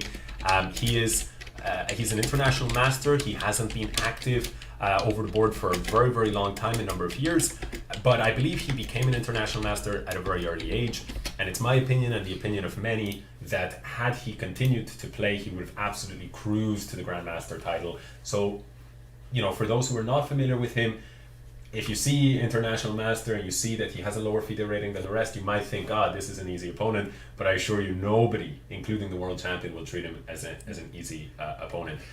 Shall we see the head-to-head score? Yeah. You tell me, how do we do this? We go to Penguin's profile? Alireza. Oh yeah, Alireza, sorry, my bad. So let's go and check out Alireza. Let's make sure that Alireza is not warming up. No, he's not playing, both are online. Then... Yeah, and we go to advanced search and we can put the opponent name here. Opperwezen. Hopefully that will show us, but maybe For sure, I think they must have played more than 35 games, or could it be? I suspect they have. Let's take a look here. I'm not sure now if I can show a head-to-head results. Maybe simply by clicking on one of their names. I think that may show it, but we don't see it here. No, well, I guess we'll have to find out when they start. Maybe what we could do. The chat is saying scroll down and get to the cross table. I think click on one game and then scroll down and you'll reach the cross table. I think, but maybe we'll try. Let's try. It's right beneath the board. any game whatsoever, and we go to cross table. There we go. Okay, thank you, chat. The So- all-knowing chat always has The answers. Yeah, they really. It's thank you very much. The score, it is in Alireza's favor, but as you guys can see, probably a lot closer than people would expect. Let me zoom in a little bit in case you guys cannot see it properly. I've zoomed in enough now, I think. Having said this, But though, here's the head-to-head score. having said this, there is something a little bit worrying about the last stretch of games. It's 13 wins to Alireza in the last stretch and 4 wins for Opervezin. That tells you Alireza, he is only 17 years old. He's getting stronger by the day, which is a scary prospect because he is 2,720 in FIDE rating. He is, let's remind the chat, he is the top junior player in the world currently. Many people hail him as the next big challenger to the throne. I think he's sort of leading that generation of very, very young players. He was playing for Iran, born in Iran for many years. Currently he's playing under the FIDE flag and living in France, and we may very well see Alireza playing under the French flag in the future. I'm not sure that anything like that is confirmed for now, but that'll be very interesting because, of course, the French have the powerhouse of Maxime Vachier-Lagrave and a very strong team in general. So it'll be interesting to see, will the French become an even more dominant player in the international chess scene with Alireza. But for today, that's not on the cards. The question is, will Opervezin be able to upset Alireza on this, which is the biggest stage of online bullet at the moment. So. Absolutely, guys. What do you think, Fiona? I think Alireza is a big favorite. So what is this? I'm just updating the schedule for anyone asking. So the matches will be played, and then I will answer the question. The match will start in 8 minutes. So there is a new match every half hour. That's the way it's gonna work from now until the final. So every half hour a new match starts. As for your question, I think Alireza is a big favorite. Not maybe a big. Alireza is clearly a favorite, but Oper, as you said, is capable of beating everyone. He played in the titled arena just a few days ago on Saturday. I believe he beat Magnus Carlsen 2 times. At least 2 times he beat Magnus. He also beat Alireza once in that arena. So he is capable of beating anyone, and 12 matches is a short enough match that anything can happen. I think, a lot will depend on who will get into the match better, but I think we're gonna see an exciting match. I don't know how much time we have. We could maybe take it even to the chat. I don't know if that's sure. Let's do a poll. We haven't done a poll. Now that we have a little bit of time, who do you think is going to win this one? Alireza or Opervezin? And maybe even say no. Yeah, let's leave it like that. Let's give you guys 3 minutes, and you can vote now. Let us know above. What are your predictions? Alireza is off to a flying start, but Opervezin also has some fans who believe in him. By the way, it has been non-stop action since the start today, so we haven't really had a chance to acknowledge all of you lovely viewers out there, but we see you all on Twitch and also on YouTube. On Twitch, over 1,600 of you, so it's great to see you all. The bullet action sometimes makes it tougher to interact with the chat, but we're delighted that you all tuned in, and I think today is we're in for an absolute treat. Yeah, I mean, the matches have just been already incredibly exciting, and as the tension builds and we move towards the final, it'll be very interesting. I'm curious who will get there, and yeah, just looking forward to seeing how the action unfolds.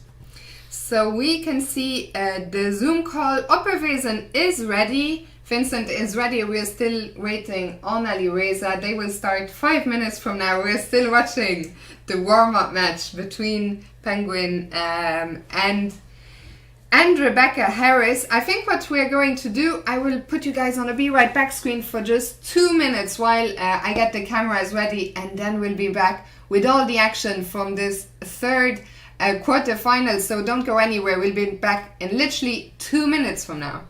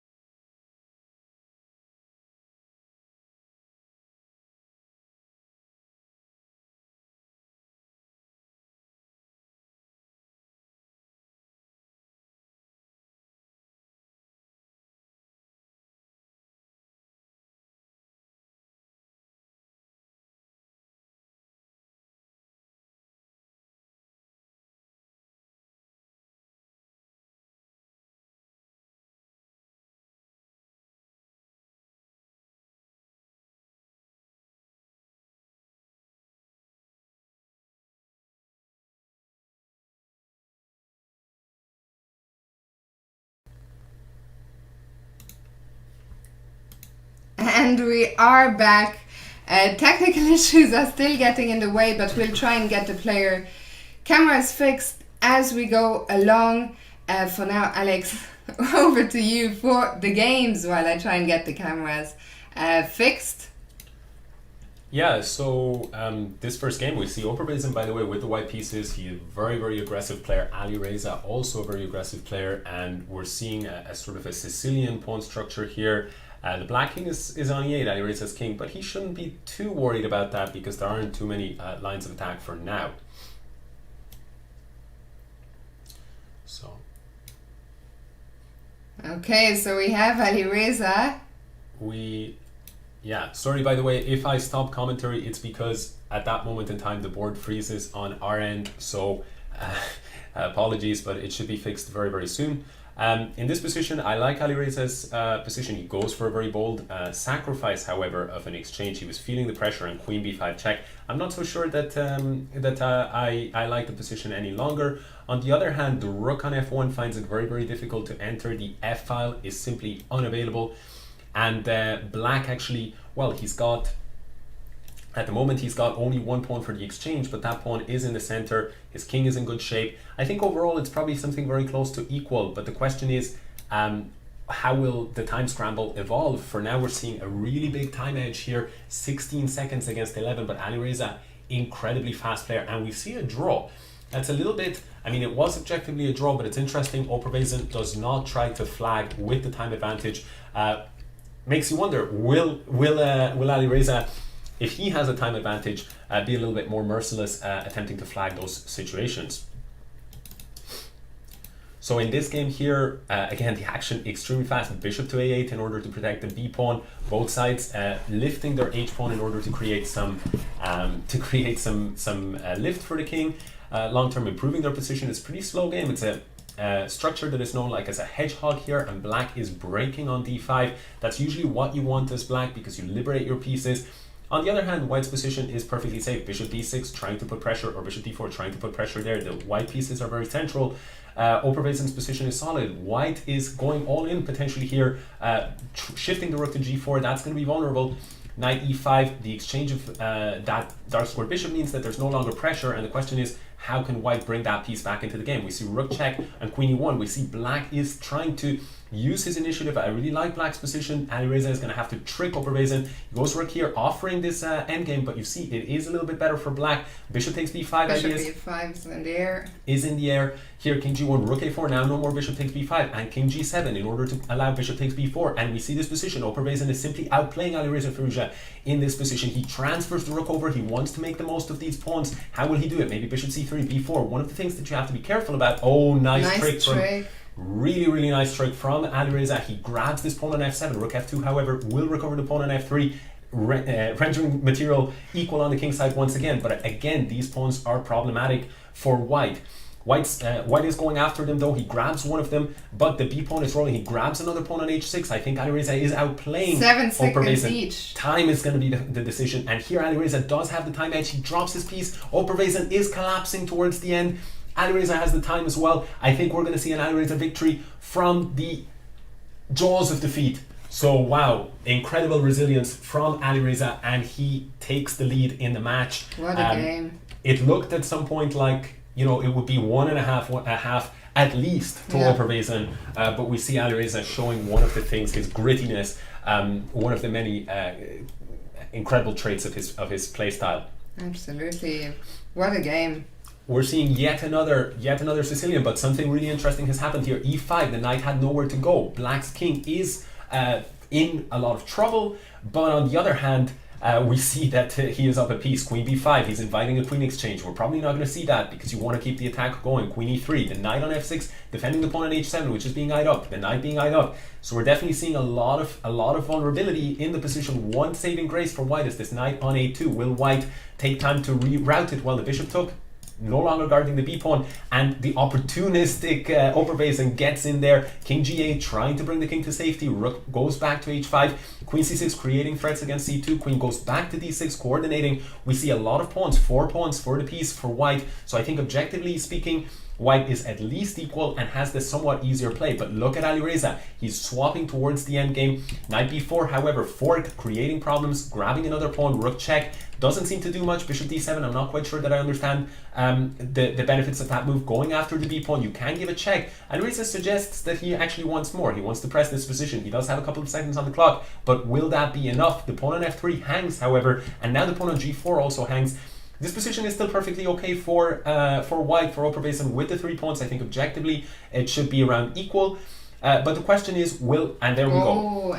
There we go. Bishop takes b2 will equalize. The pawn on b4 falls in the end. Again, incredible play from Alireza to hold that very tricky position. Those games are crazy, Alex. I'm struggling to. Oh no! I thought that the queen was hanging for a second, but it was just the slight lag of this screen.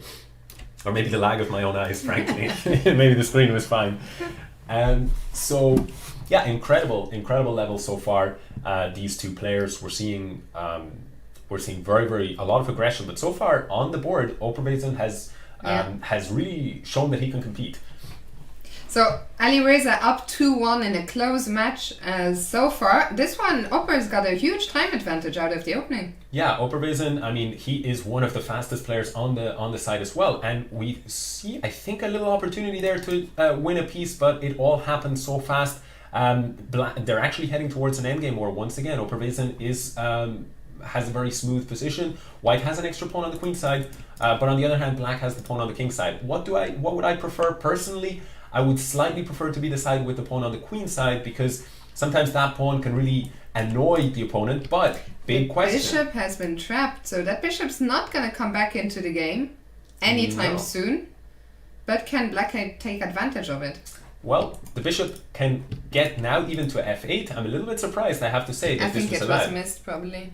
Yeah, perhaps that's the case. And now Oberwesen is in serious trouble. We see that queenside pawn that we were talking about being a problem. b7 and bishop d6 is a huge crushing threat. This was a big miss. It felt like Oberwesen was in control, but Alireza incredibly resourceful, and he takes a 3-1 lead. So let's see what's going on here. Well, it seems like it was a very, very fast opening variation, which gives black 3 minor pieces. I think they're both in theory. We're just going to both sit here and pretend that we know what's going on, that we know the theory. I guess that both players have played this variation before, but it has to be said, I don't like it for white. This is a lot of pieces, and another exchange fell, and that means that black now has a big material advantage. Cutting up the pawn structure, cutting up the king, rook f2, and we see, actually, to be honest, I would not be surprised with a quick resignation here from Oberwesen. Alireza is really starting to crank up the heat. We're seeing bishop d5, bishop on g2, rook on c6, everything is dropping, it's a collapse, and there comes the resignation. 4-1-2, Alireza. It goes so quickly. Once they crank up the heat. Yeah. When Alireza, when he gets in the swing of things, he's such an incredible beast.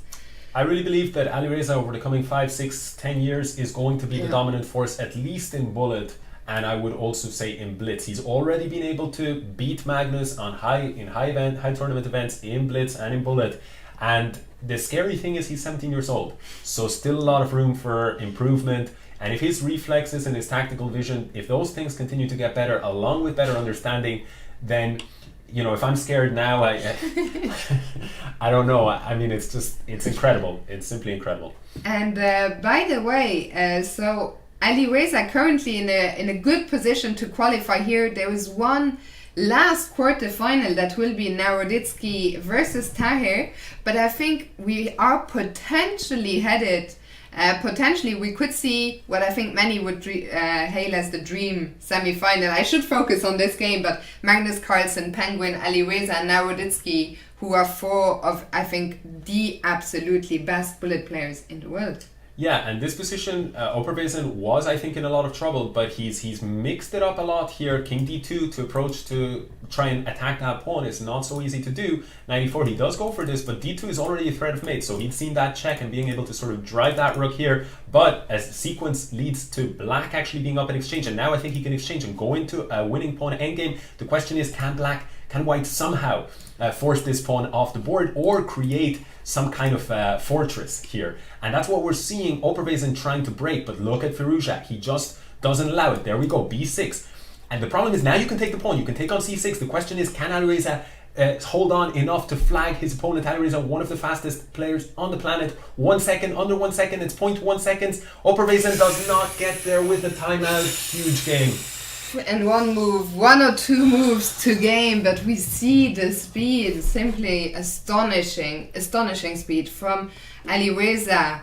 So 4.5, 1.5 now to Alireza, is 2 points away from qualifying to the semis. You have to feel for Hopper. Heartbreak for Hopper, yeah. He's been so close on all these occasions. He's a fan favorite amongst the Lee chess crowd that has seen him play for many, many years, although perhaps many will not have actually seen him before. So that's something I think that you know, it's nice for the curiosity of those who are Lee chess regulars. So it's nice to put a face to a name. And but Alireza so far just proving a little too strong. And in this game here, we see that Alireza's position is commanding. We see an exchange sacrifice, but these pawns are worth it. White tries to activate the knight, going via c5. That's a nice move actually, because you have to be careful. For example, if you did this, because of the x-ray, you're in trouble. And we see now Alireza trying to figure that out. f3, very nice as well, breaking down this structure. And this is suddenly some kind of a chance, but nice tricks from Alireza. And we don't see an exchange. Maybe we'll see it now. No exchange, knight d4 not possible because of bishop takes d4. I'm surprised by this move because once the opposite color bishops come onto the board, I think that's a very, very difficult position to win.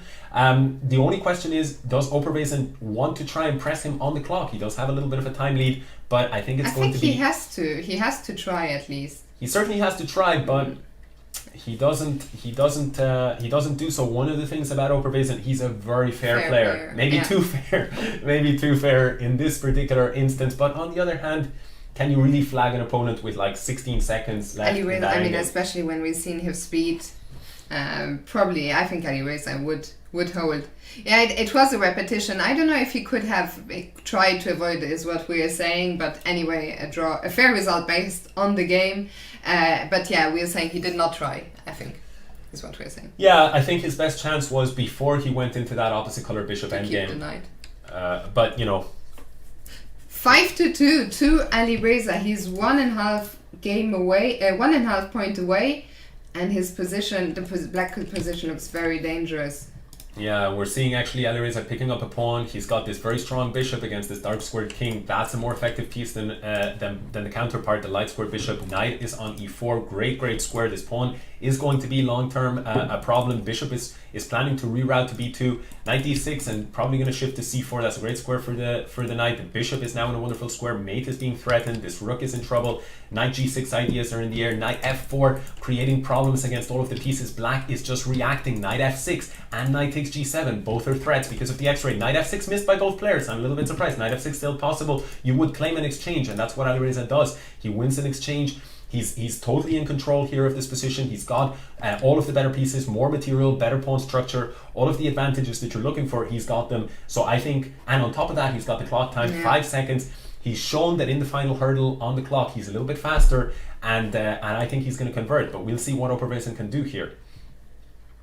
Yeah, the problem is Operwezen cannot actually create attacking chances against a very, very safe white king. And in the meantime, white is going to have checks. You see still moves that are trying to be defensive and massive exchange under 1 second.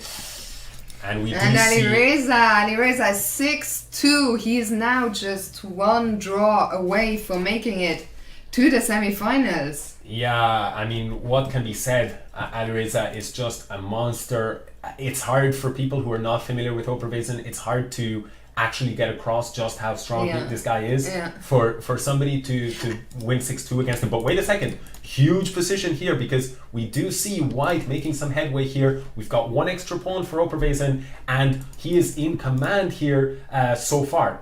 He's putting pressure against e6. Alireza needs to he needs to make sure to avoid a loss here in order to go through. Absolutely. Just one more thing you were saying, you know, people might not realize, we didn't actually talk about this, but Opperwiesen in the round of the last 16 beat Boris Grachev, I believe 6.5, 1.5 or something, an insane score against a grandmaster, the caliber.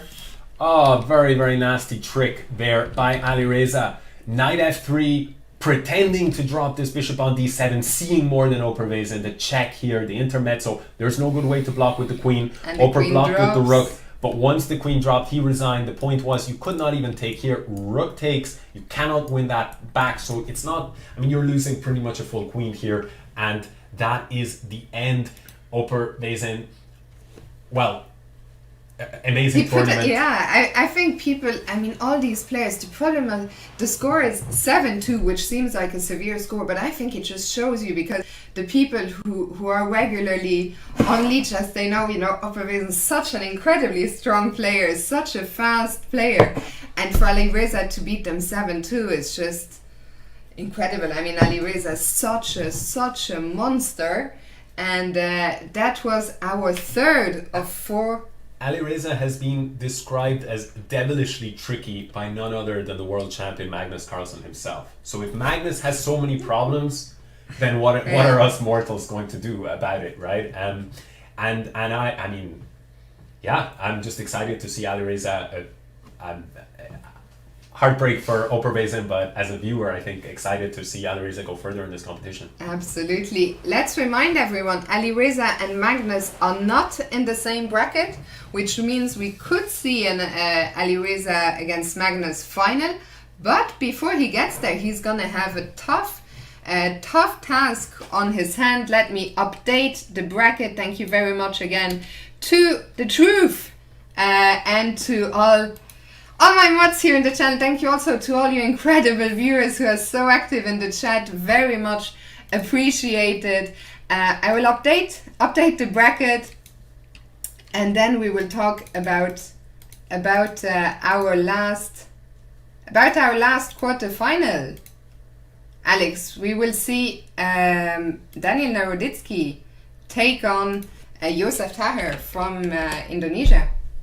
Well, we have to say, Naroditsky, he's an excellent player, excellent streamer as well, just chess commentator in general, and he's I mean, apart from being a 2600 plus, one of the best players in the US, a very, very young, multi-talented player. I believe he recently graduated from Stanford and is now focused fully on chess commentary and things like this. He also streams himself, so you can go and follow his Twitch channel, also subscribe to his YouTube channel. He does some excellent impressions, but yeah.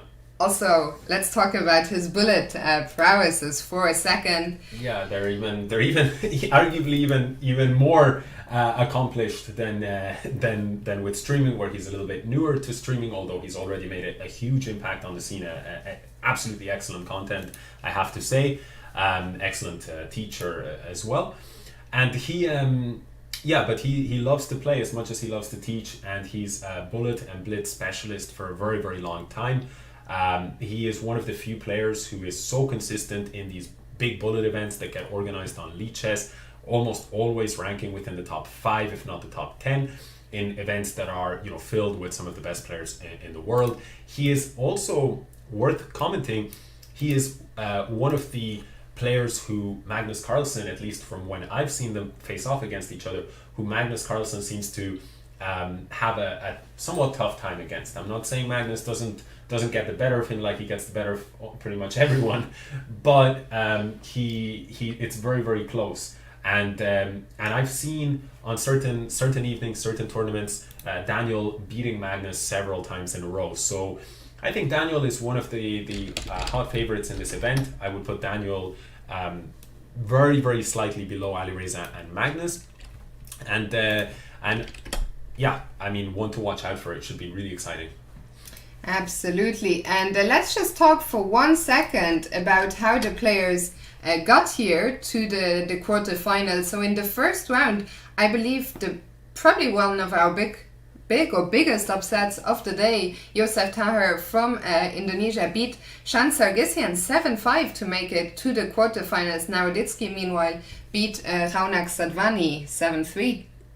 Yeah, and by the way, that is an incredible result from, or not incredible per se, because we've come to expect that, but it's a very impressive result, 7-3 from Naroditsky against Raunak Sadhvani, who I believe is such a tremendous talent. I believe he became a grandmaster at the age of 13. He's only 14 years old today, and one of the many promising juniors in India, young grandmasters out of India, and I think that's a name that we're gonna, as chess fans, as chess players, we're gonna get used to over the coming years. Raunak Sadhvani, but not tonight. Naroditsky stopping him early and with a convincing 7-3 result.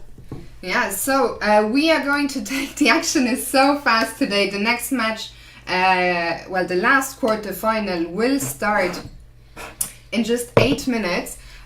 We are going to show you a video from our main sponsor, Katara, without whom this event would not have been possible.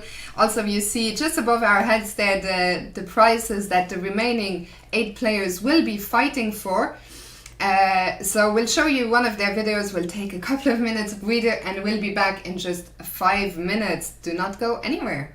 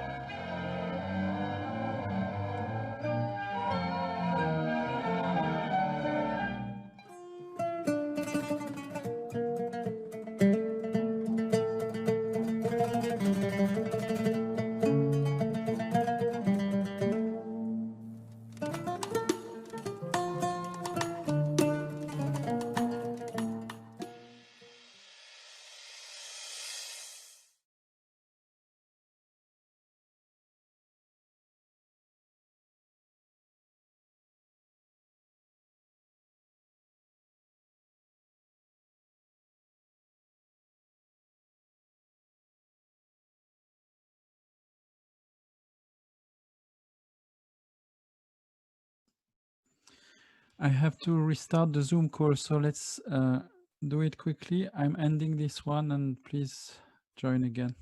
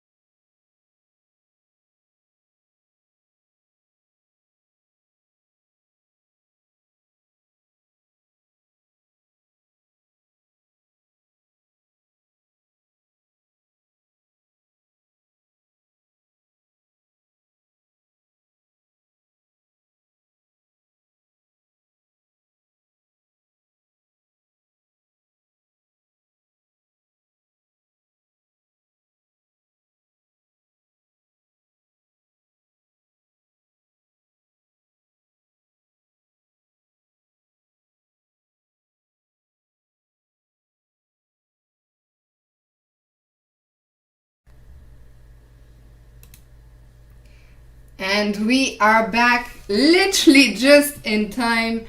If you leave it 1 second with the, I'll just cut the cameras, but they are off the last of the quarterfinals.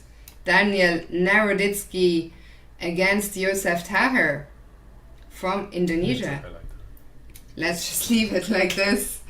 After this game, I might see if I can refigure it out. But Rebecca Harris, huge favorite here, Daniel Naroditsky. Yeah, he's sporting a 3,000 plus rating. That's very few people on the planet can say this.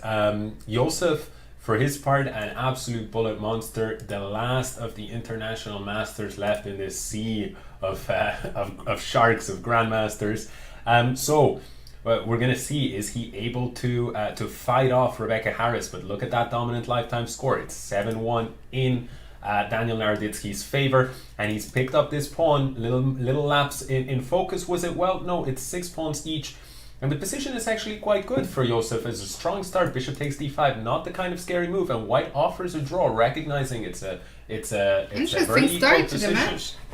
Yeah, so Daniel Naroditsky, aka Danya, he is seems to be happy enough to take it to game 2, where he does have that slight disadvantage with the black pieces. The pawn on d5 is dropping here, and I don't think you can afford to go for these checks because there were problems on f7. So black actually is in a little bit of trouble here. He's down a pawn.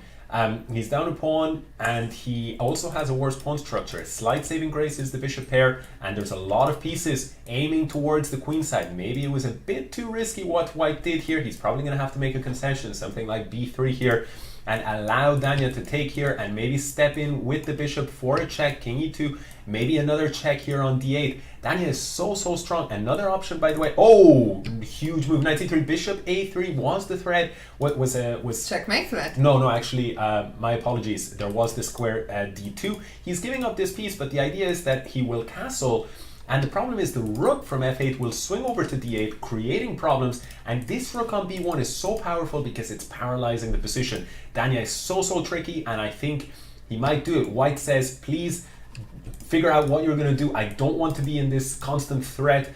And so he's shutting things down, but I think Naroditsky here is in control. The threat is knight takes e6 because you cannot take back. So white steps king c2. Black will definitely stay here, paralyzing these kingside pieces as mentioned.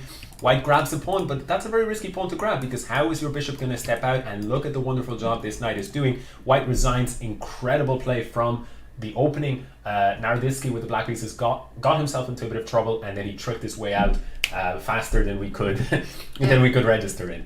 Absolutely.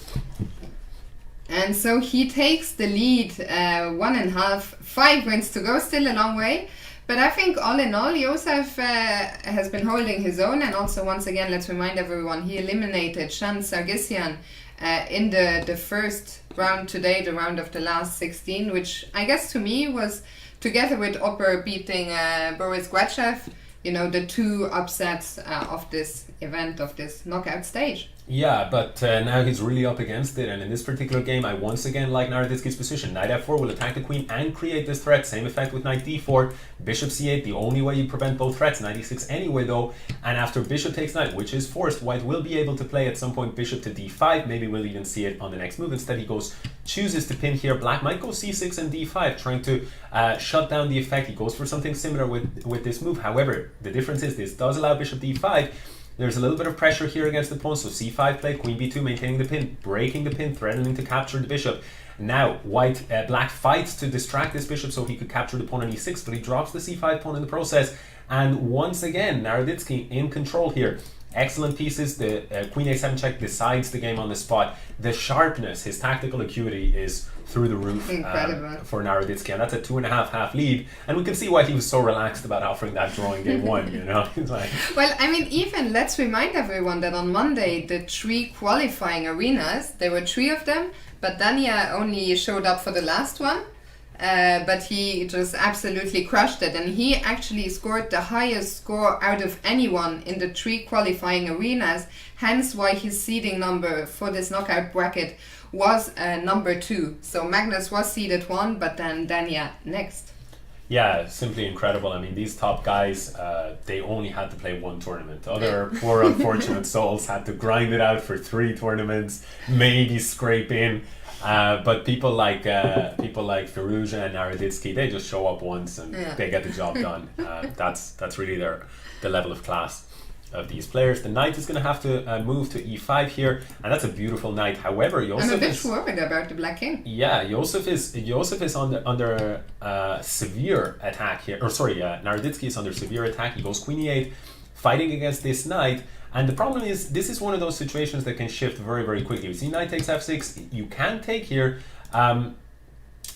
Because the queen would have been attacked, but we can see a little bit of a shift. Knight takes f6, really nice move, by the way, from Josef. He needed that move. Now the point is, rook takes, he can collect 2 pieces, but he doesn't go for that. Maybe he saw something that he did not like in that position. Goes instead for queen d4. He eliminates this pawn. That's a useful pawn to grab, but you have to say that the worst seems to be over for black, who drives this rook to f8. And maybe we will see gradual improvement of the black pieces and an eventual counterattack. The pawn on a3 is very annoying, as it creates some back rank checkmate threats. For the time being, queen h7 has to control this h5 square, otherwise the sort of ladder mate or the like this. And we might see a sacrifice, because knight f3 check is an option, regaining the material, and this pawn on e4 cannot still be captured. Whoa, huge move, queen d4, game over. Queen d4 check missed by Naroditsky. There was nothing to do. You didn't see it, but we had a big reaction from Daniel Naroditsky, who was not happy with that loss. And Josef gets his first win. I saw there was a question in the chat, no disrespect, but how did Josef get this far? Well, he qualified. He qualified in the arena, and he beat Shan Sargsyan in the last 16. And here he is, taking it to Rebecca Harris. Winning his first game back there, and now he's just trailing by 1 point, 1.5, 2.5. Yeah, we don't know too much about Josef, perhaps the player who we know the least in terms of off the board, but sometimes you never know. He is from Indonesia. It is not a country with a massive chess culture. And sometimes, you know, maybe a player has incredible talent, but, you know, values, like pursues other professions besides chess. I suspect he may not be a professional, but perhaps somebody can shed some light. He certainly is able to hold his own against these grandmasters. As for the question, what time is it in Indonesia? It's fine now, because he actually qualified from the last arena, which was played, which only started 2 hours from now. So I think he should be. It's like midnight, 1 a.m., 2 a.m. It's late, but could be worse. Could be worse. So let's see what is going on here. Opposite colored bishops, but black is up a pawn.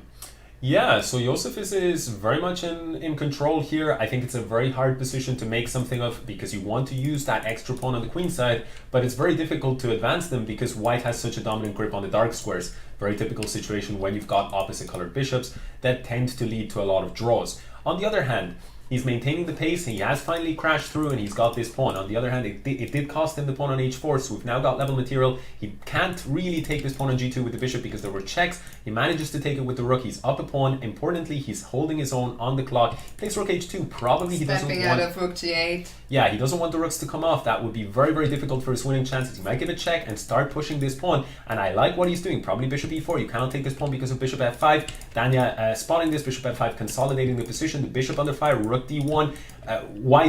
Black really wants to do this. White is going to stop it. 5 seconds each. This is the final hurdle. It's really who will be able to compete better in this. He blundered his rook. We didn't even see. And what is this? 2 seconds each. Both sides blundered the rook. Rebecca Harris, though, in control with over 2 seconds. Both players incredibly fast.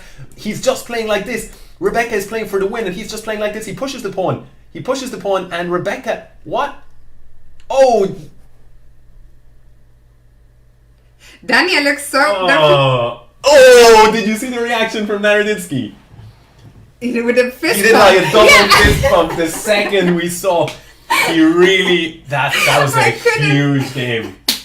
I couldn't keep... I was trying to keep one eye on the board and one eye on Daniel. Because like at first I thought it was a reaction of anger. That was so crazy. And we see Daniel, now he looks calm and collected again, but you love to see that emotion from the players. And Daniel now takes a 3.5, 1.5 lead But he's not happy with this position. We saw him slightly shaking his head at one point, and that's because Josef tricked him a little bit in the opening, and Josef is up a pawn here. Josef really has a poker face, agree with the chat. Yeah, for sure. Josef just, yeah, completely calm and collected, great nerves it seems. But yeah, we'll see what happens here. Josef is putting the squeeze on in this position. He's hitting the pawn, he's hitting the bishop. He collects that bishop on c6, which was a strong piece. Now he goes bishop f3, and he's the only one here with both bishops. However, allowing this pawn to come off the board, maybe that was a little bit of a miss. Bishop takes a7 is possible. Maybe you could go rook a8, bishop b6 hitting the rook because you want to gain a tempo, but rook d2 invading on the 7th rank. This pawn is a monster. Long term, it's a monster. Rook f8. The intention, we want to create some counterplay. Yes, the intention is to break forward, and that's what we see right here. But both sides going after it. Knight f3 was a threat with check. That's why king takes g2 was played. Now we're going to see a rook move, but white has to be careful where exactly it goes. We see this idea, bishop c3 connected with knight e1 check ideas. Now he sacrifices, he's going all in with this pawn, and I have to say I like the play. a7, there is nothing to be done about bishop takes c6. You see Daniel, he knows he's in trouble. He goes, oh, beautiful move from Josef, c5. I'm not interested in that bishop, even though that might be winning, because I know that pawn is worth your rook. And now we see extra piece, and we see the pawns flying up the board. I think Josef is going to convert this. He's going to exchange the bishops. He's going to move in with his king. And I think Josef's got enough time. Naroditsky does too, and he resigns. Huge game from Josef, and the first real bit of emotion there from Josef. It wasn't so much of an emotion rather than just like refocusing. I'm a big fan. I have to say I've become a fan. I always love, like so many other people, you know, an underdog story. I think it's so great that we have Josef here, that we have someone representing, you know, the East Asia kind of area. And he is our last international master, and he's putting up a great fight here against Daniel Naroditsky, who still has the lead though, 3.5, 2.5. Yeah. I mean, it's incredible. Like, what can I say? I think it's a very, very cool story. Yeah. And in terms of this game here, we see that Naroditsky seems to be pressing, but Josef has his trumps, right? Josef has this pressure against c3, and bishop a4 forces the rook away, winning that pawn. So Josef has made more progress on the queen side than white, who has attacking intentions. Rook e3 allows for the exchange. But I like Josef's position, h6 shutting down that square, some knight g5 ideas, and g5 very, very typical. Now, white is keeping an eye on this point, but he has to go passive because the pawn on e3 was falling, and Josef with a nice maneuver collecting this bishop. Now there are no problems associated with a queen bishop battery, and Josef's tactical vision is incredible. I was gonna say, I mean, he's playing very fast, but he is also playing very well.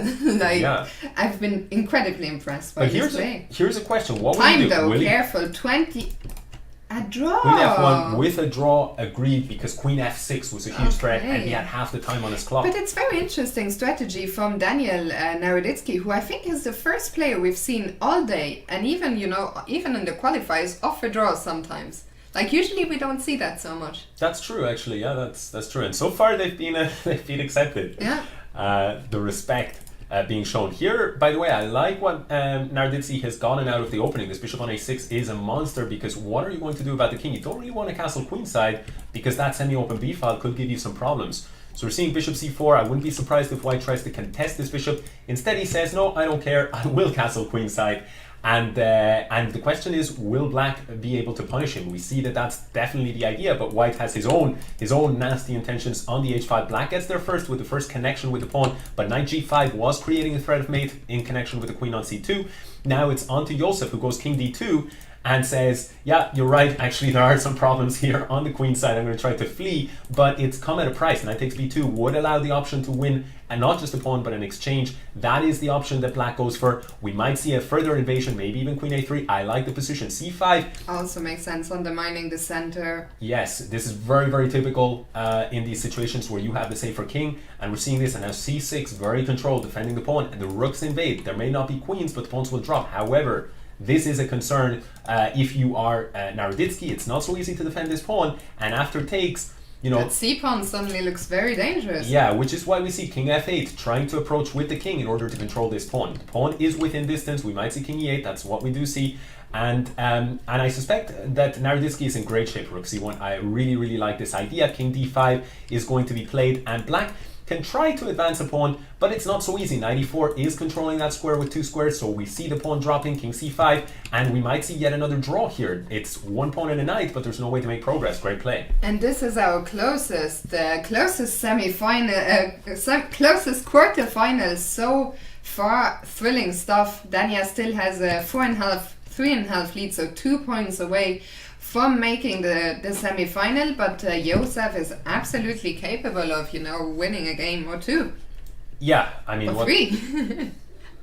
I mean, it really is incredible stuff in terms of this match so far. Yeah. I mean, and we're seeing here a bit of an unconventional opening choice from Josef, but I think once again, one of the things that has impressed me is he's gone in great positions.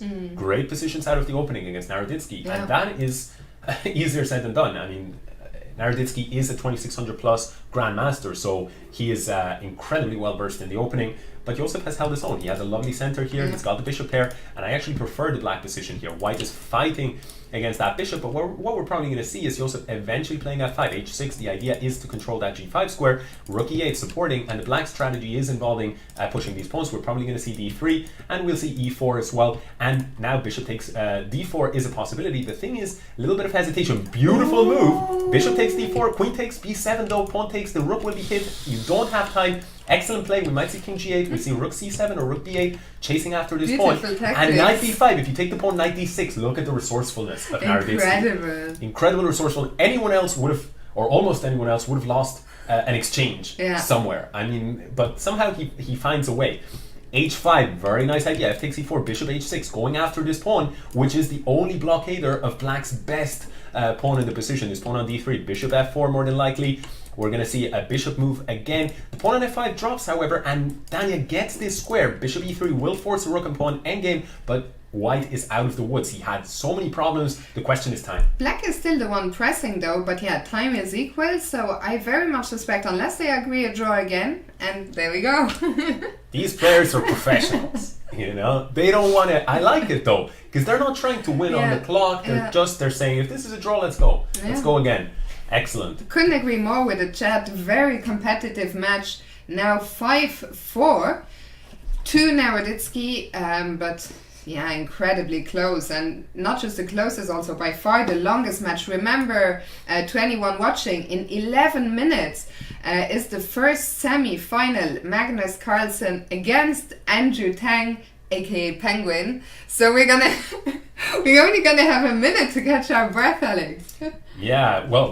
Yeah, but I think just the adrenaline will keep us going, and then the crash. We better not crash on stream, guys, because this is so intense. I'm personally loving this bullet format.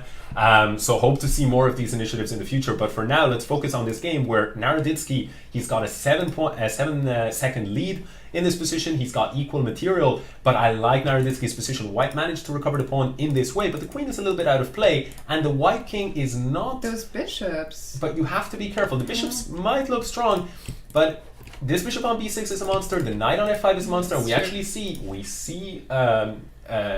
Josef exchanging and bishop e3 going for more exchanges, but it comes at a price. Queen b3 will be able to defend everything, so he's able to hold things. So we might see another quick professional draw, but this time there's a big time difference. Pawn on a2, queen here. However, can you recover with the queen? Queen check, king g7. So we definitely see that there's an intention to win. Queen a3 is likely here, just to protect the pawn and prevent c5 advances. The important detail: if you exchange everything, d6, the king will catch the pawn. So you cannot do that. Queen c5 played, really interesting move. You cannot exchange the queens, I think, because this pawn is uncatchable. So we see queen e7 and the pawn on c4 drops. The problem is e5. He was gonna give a check on f4. Yeah, oh wait, this is a mistake. h4 could have been taken here with check. Missed by Naroditsky. I'm surprised. It's hanging again. Yeah, I'm a little bit surprised because he could have collected it. He collected there. Queen d4 with check available, and time.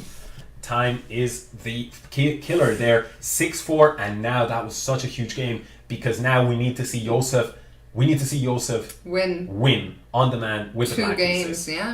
2 games, but 2 games in a row. He will have white on the second one, but here he really needs something. And Naroditsky can use that to his advantage. We might see a little bit of a difference in the opening approach, less ambitious, in a bit of a calmer position? I'm not so sure. He has given something for, he's got a lovely position white, but he does have some opportunities if you're black b6 trying to develop this bishop. The opportunities come against these weak pawns. Knight g5, a very typical idea. He says, you're going to move the bishop there. Those pawns are going to be in a little bit of danger. That's why we kick out the knight first before developing the bishop. Rook c8, completing the development.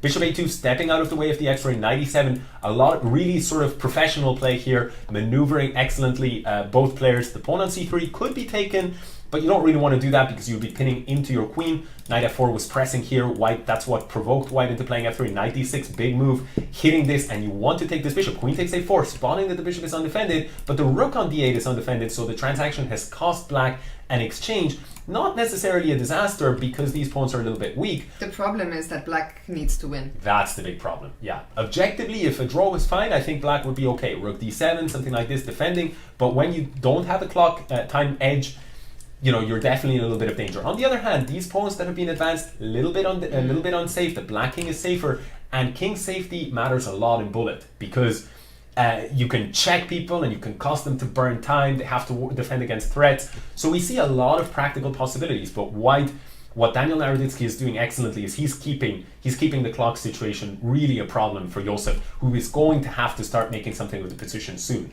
So we see this sacrifice of the h-pawn, but white sort of returning the favor. Rook h2 was combining here. Rook h4, trying to win this pawn. We see rook f1 defending, rook g4 check, collecting, but this is a huge achievement for Josef. He's got the king locked in. I'm a little bit surprised at that move. I would have tried to maneuver the queen backward. Oh, get here the queen comes in. the queen. But the queen has broken in, and we see this position. But huge achievement here for Naroditsky, who got one pair of rooks off the board, and now it's really all about the clock time. 5 seconds each.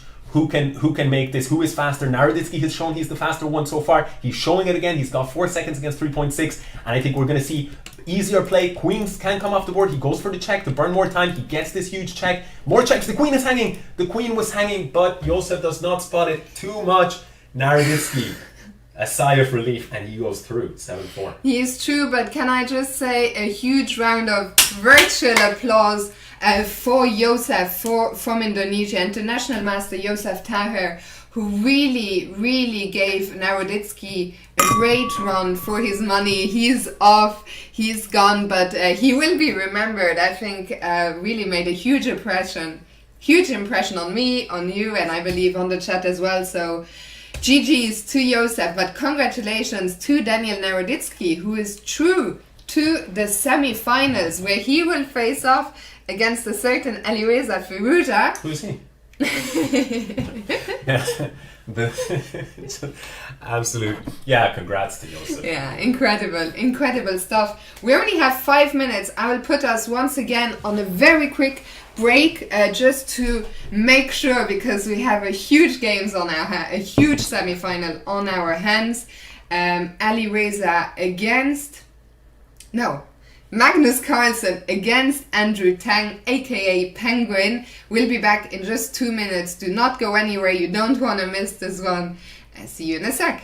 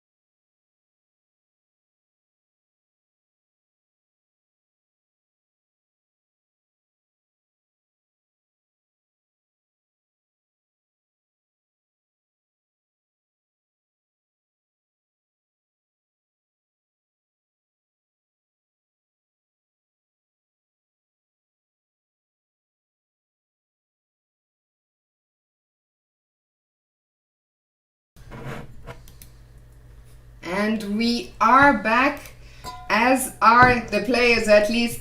Andrew is ready. Magnus was here just a second ago, but I'm sure he'll be back in no time, and they are going to be off. So we'll watch this match, the first of the semi-finals. Alex, I think we got, at least on paper, the dream semi-finals. For sure. I like, by the way, how somehow Magnus says just dude.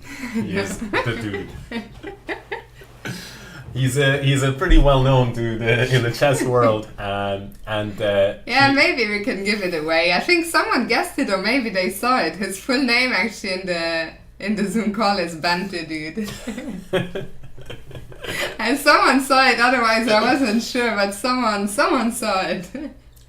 And unfortunately, this is the best we're gonna get for the camera, because that is how it is positioned. Let me just update Moobot regarding the schedule. So these guys are gonna kick off in just a second.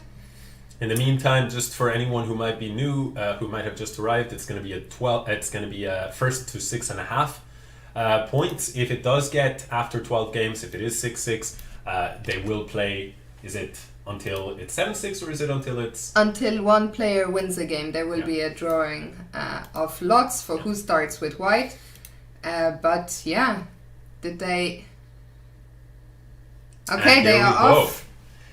So Magnus, the world number one, against who many argue is, or who many say is the fastest player on the planet, Andrew Tang from the USA, aka Penguin, Penguin GM. And wait a second, D4, huge blunder straight away, just a mouse slip, I think. And all of a sudden, Penguin is already up a piece here as black. And we're seeing a collapse here of the center. Magnus is gonna scramble to bring his pieces up. He's still playing. Why not play? It's bullet. Anything can happen, but you're up a piece. If you're Penguin here, you're pretty happy. B3, trying to defend, but it does give a square. The rook on A1 is available, is there for the taking. Penguin goes for it. He's now up a full rook. And I wouldn't be surprised, as long as Penguin stays calm and plays good moves over the next 5-6 moves, we could see a very early resignation here from Magnus. Well, rook d8, defending. Magnus is fighting with knight d6, but nice combination. Queen takes and queen takes d6. Would have simplified, and Magnus says, I'm down a rook. Penguin is an absolutely amazing bullet player. Let's take it to game 2. Penguin takes the lead. Let's get one of my mods to maybe do a poll. I'm curious on this one. What do people think? Who will go through, Magnus or Alireza? I'll leave it up to... Penguin. Huh? So let's... Magnus or Penguin? Yeah, Magnus or Penguin. What did I say, Alireza? Magnus. Oh, another one of the pieces. Twice back to back he's pre-moved. And look at Andrew Tang, you can see he's kind of smiling. And it's already game 3. It's game 3. Oh my god. Incredible stuff. I don't know what to say. I thought, let's get this poll going. But Andrew Tang takes a 2-0 lead. Magnus does not look happy. He will need to refocus very quickly, because we said best of 12 is a very quick match. If Magnus does not get, and Andrew, as we mentioned, he is one of the best bullet players in the world, and he will make the most out of this 2-0 gifted lead. Yeah, it was just a bad pre-move twice in a row. I've never seen that before. 2 games in a row, dropping a piece like that. And it happened so fast, I'm not even sure, was it some kind of trickery from Penguin in terms of an unusual move order, or was it just a mouse, or what could it have been? But queen b3, queen takes b2, these rooks are dropping, this rook is dropping, but it's a fair trade. Rook takes c7, Magnus has the bishop pair, he is down a pawn, but he's got the more active pieces. Bishop b8 is a move that I think is very strong, defending the pawn, and knight c3, just giving up this rook. Maybe there was something there that we missed, but it looks to me like Penguin is just dominating this third game. Is he about to take a 3-game lead? The only thing that is in Magnus's favor is the 13 seconds on the clock. But remember, Penguin is the fastest man alive. 3-0 That's 3-0 for Penguin. We could see an absolutely massive upset here. And what Magnus, is going on? What are we witnessing? Well, the focus on Magnus's face right now, but he needs a result in this game. I mean, I saw in the chat someone said that Magnus might be having issues with the mouse. He also, you know, he had some, Saturday was not his best titled arena, but he is today in a different setting. The arena he was playing from the Office-Spiel offices, so it's definitely not the setup, but who knows what's going on there. The only thing that's working out here for Magnus right now is that he has got off to a great start in this position here. He's up a pawn.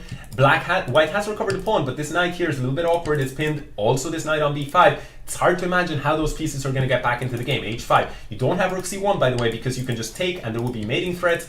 After bishop here, we see knight c3. You cannot take like this because the queen hangs and there's a lot of threats. There's knight e2 check. There's the knight takes b1. So queen a6, trying to mix up the position. Queen b7, attacking here, making it more complicated. That's exactly what you're supposed to do in these situations. Make it complicated. Hope that your opponent goes wrong and gives you a chance. In this case, maybe Magnus has gone wrong, I'm not sure, because queen takes b1 is an option. He goes a different direction, he gives a check and then takes with the rook. Still, Penguin is fighting an uphill battle. The pieces are all very uncoordinated. Knight b6 you can take here, but the idea is that I will capture back. Rook c1 going on the offensive, and knight d5. We see pressure against the bishop, defending the pawn on e7, and all of the white pieces are here, and you can coordinate an attack. Queen d1, that's what's happening. h4 is the kind of move that black would love to play. Bishop f6, we're seeing h4, and queen here is going to be made. And Magnus gets on the scoreboard much needed victory, and he pulls it back to 3-1. But still a big 2-point lead for Penguin. So let's see game number 5 already. It's been all going so fast. Simply incredible. We're seeing here very classical play, an Italian game. Magnus on the white side. Magnus is, I think, maybe the greatest player maybe of all time in 1e45 positions. Of course, players like Anatoly Karpov might have a different opinion of this, or Kramnik, but he's an excellent player in these kind of positions, especially from the black side, but of course also from the white side. And here he's put Penguin in trouble. b6 is a beautiful move. You have to take with the pawn because otherwise the rook was hanging. And now queen b2, queen here. Penguin spits back that pawn, but the idea is you couldn't take immediately because bishop takes f2. I know bishop takes f2 was supporting there. My apologies. Queen goes back to b3 to defend the pawn and attack on e6. That's why the queen goes here. Knight f5 ideas are in the air, but for now he breaks in the center. He's got a better center than black. Black's knight is not where it wants to be. The bishop is pinned. Magnus is in great shape. He's stepped the king away so that there are no x-ray problems, no tactical problems. Andrew has also had to invest so much time into defending this position. He's down 15 seconds on the clock. Yeah, you have to say Magnus is in great shape here. Might he even reroute a piece onto f6? Maybe that's a little bit too slow of a maneuver. He might go rook d6 and try to pile up the rooks like this. Pressure against d6. For now he threatens queen f7. The queen on g4 does a wonderful job of pressing both of these points, and the pawn drops. Knight takes g6, but Penguin is going all in with this pawn. I think knight takes g6 is going to be seen on the board very soon. He goes for a different tactic. He collects two minor pieces for the rook, brings back the knight to f3 so that he can threaten to take the pawn. This pawn has been captured, but still, this pawn is very, very annoying if you're Magnus. And rook here, queen check, knight here. The point is, if you take, I might even, at some point go knight f6 and 3 seconds on the clock against 18. Nice game by Magnus. Magnus is back in at 3-2. Alex, you've been given a new nickname. Alex Slim Shady Astani. I'm not sure how I feel about that, but yeah, it's just incredibly exciting stuff. Magnus has picked up a pawn, by the way, here. It's, when you're commentating bullet of these players, the best you can do is just rattle out as many words as possible as you can and hope you catch some of what they're thinking, because they just play so fast. There's so many ideas, and it's just difficult to keep up. Here we see the pawn on e5 has already dropped. So Penguin did a great job of recovering the pawn, but the pawn on c4 is dropping, and Magnus, I think, is in great shape here. Yeah, if he pulls this one back, the match is already tied 3-3. So, and Penguin with the white pieces will really be looking to hold on, because he got off to such a great start with a lot of gifts, a lot of bad pre-moves by Magnus, but... Wait a second, that's a big pawn. Maybe he thought he couldn't take it because bishop takes, but actually you had that knight hanging, and not only would you not lose a piece, you'd win one. So bishop e7 played, rook d8 is the intention to bring more pieces into play. Bishop g5, Magnus is just flooding the white position with pieces. Knight d5, you have to see, look at the control of the center. That's a full rook. And that's going to be a full rook, and I think Penguin might resign. Yeah, he does resign. And the match is tied, Magnus, 3-3. Back to square zero. This may surprise people, but it turns out it's quite tricky to put a player like Magnus away. Yeah, I mean, is not only the world champion, #1 player, arguably the best of all time, but he is also so clutch. We saw that recently in his Carlton Nakamura match, a famous match that many people watched online, and we're seeing it here, recovering that 3-point deficit.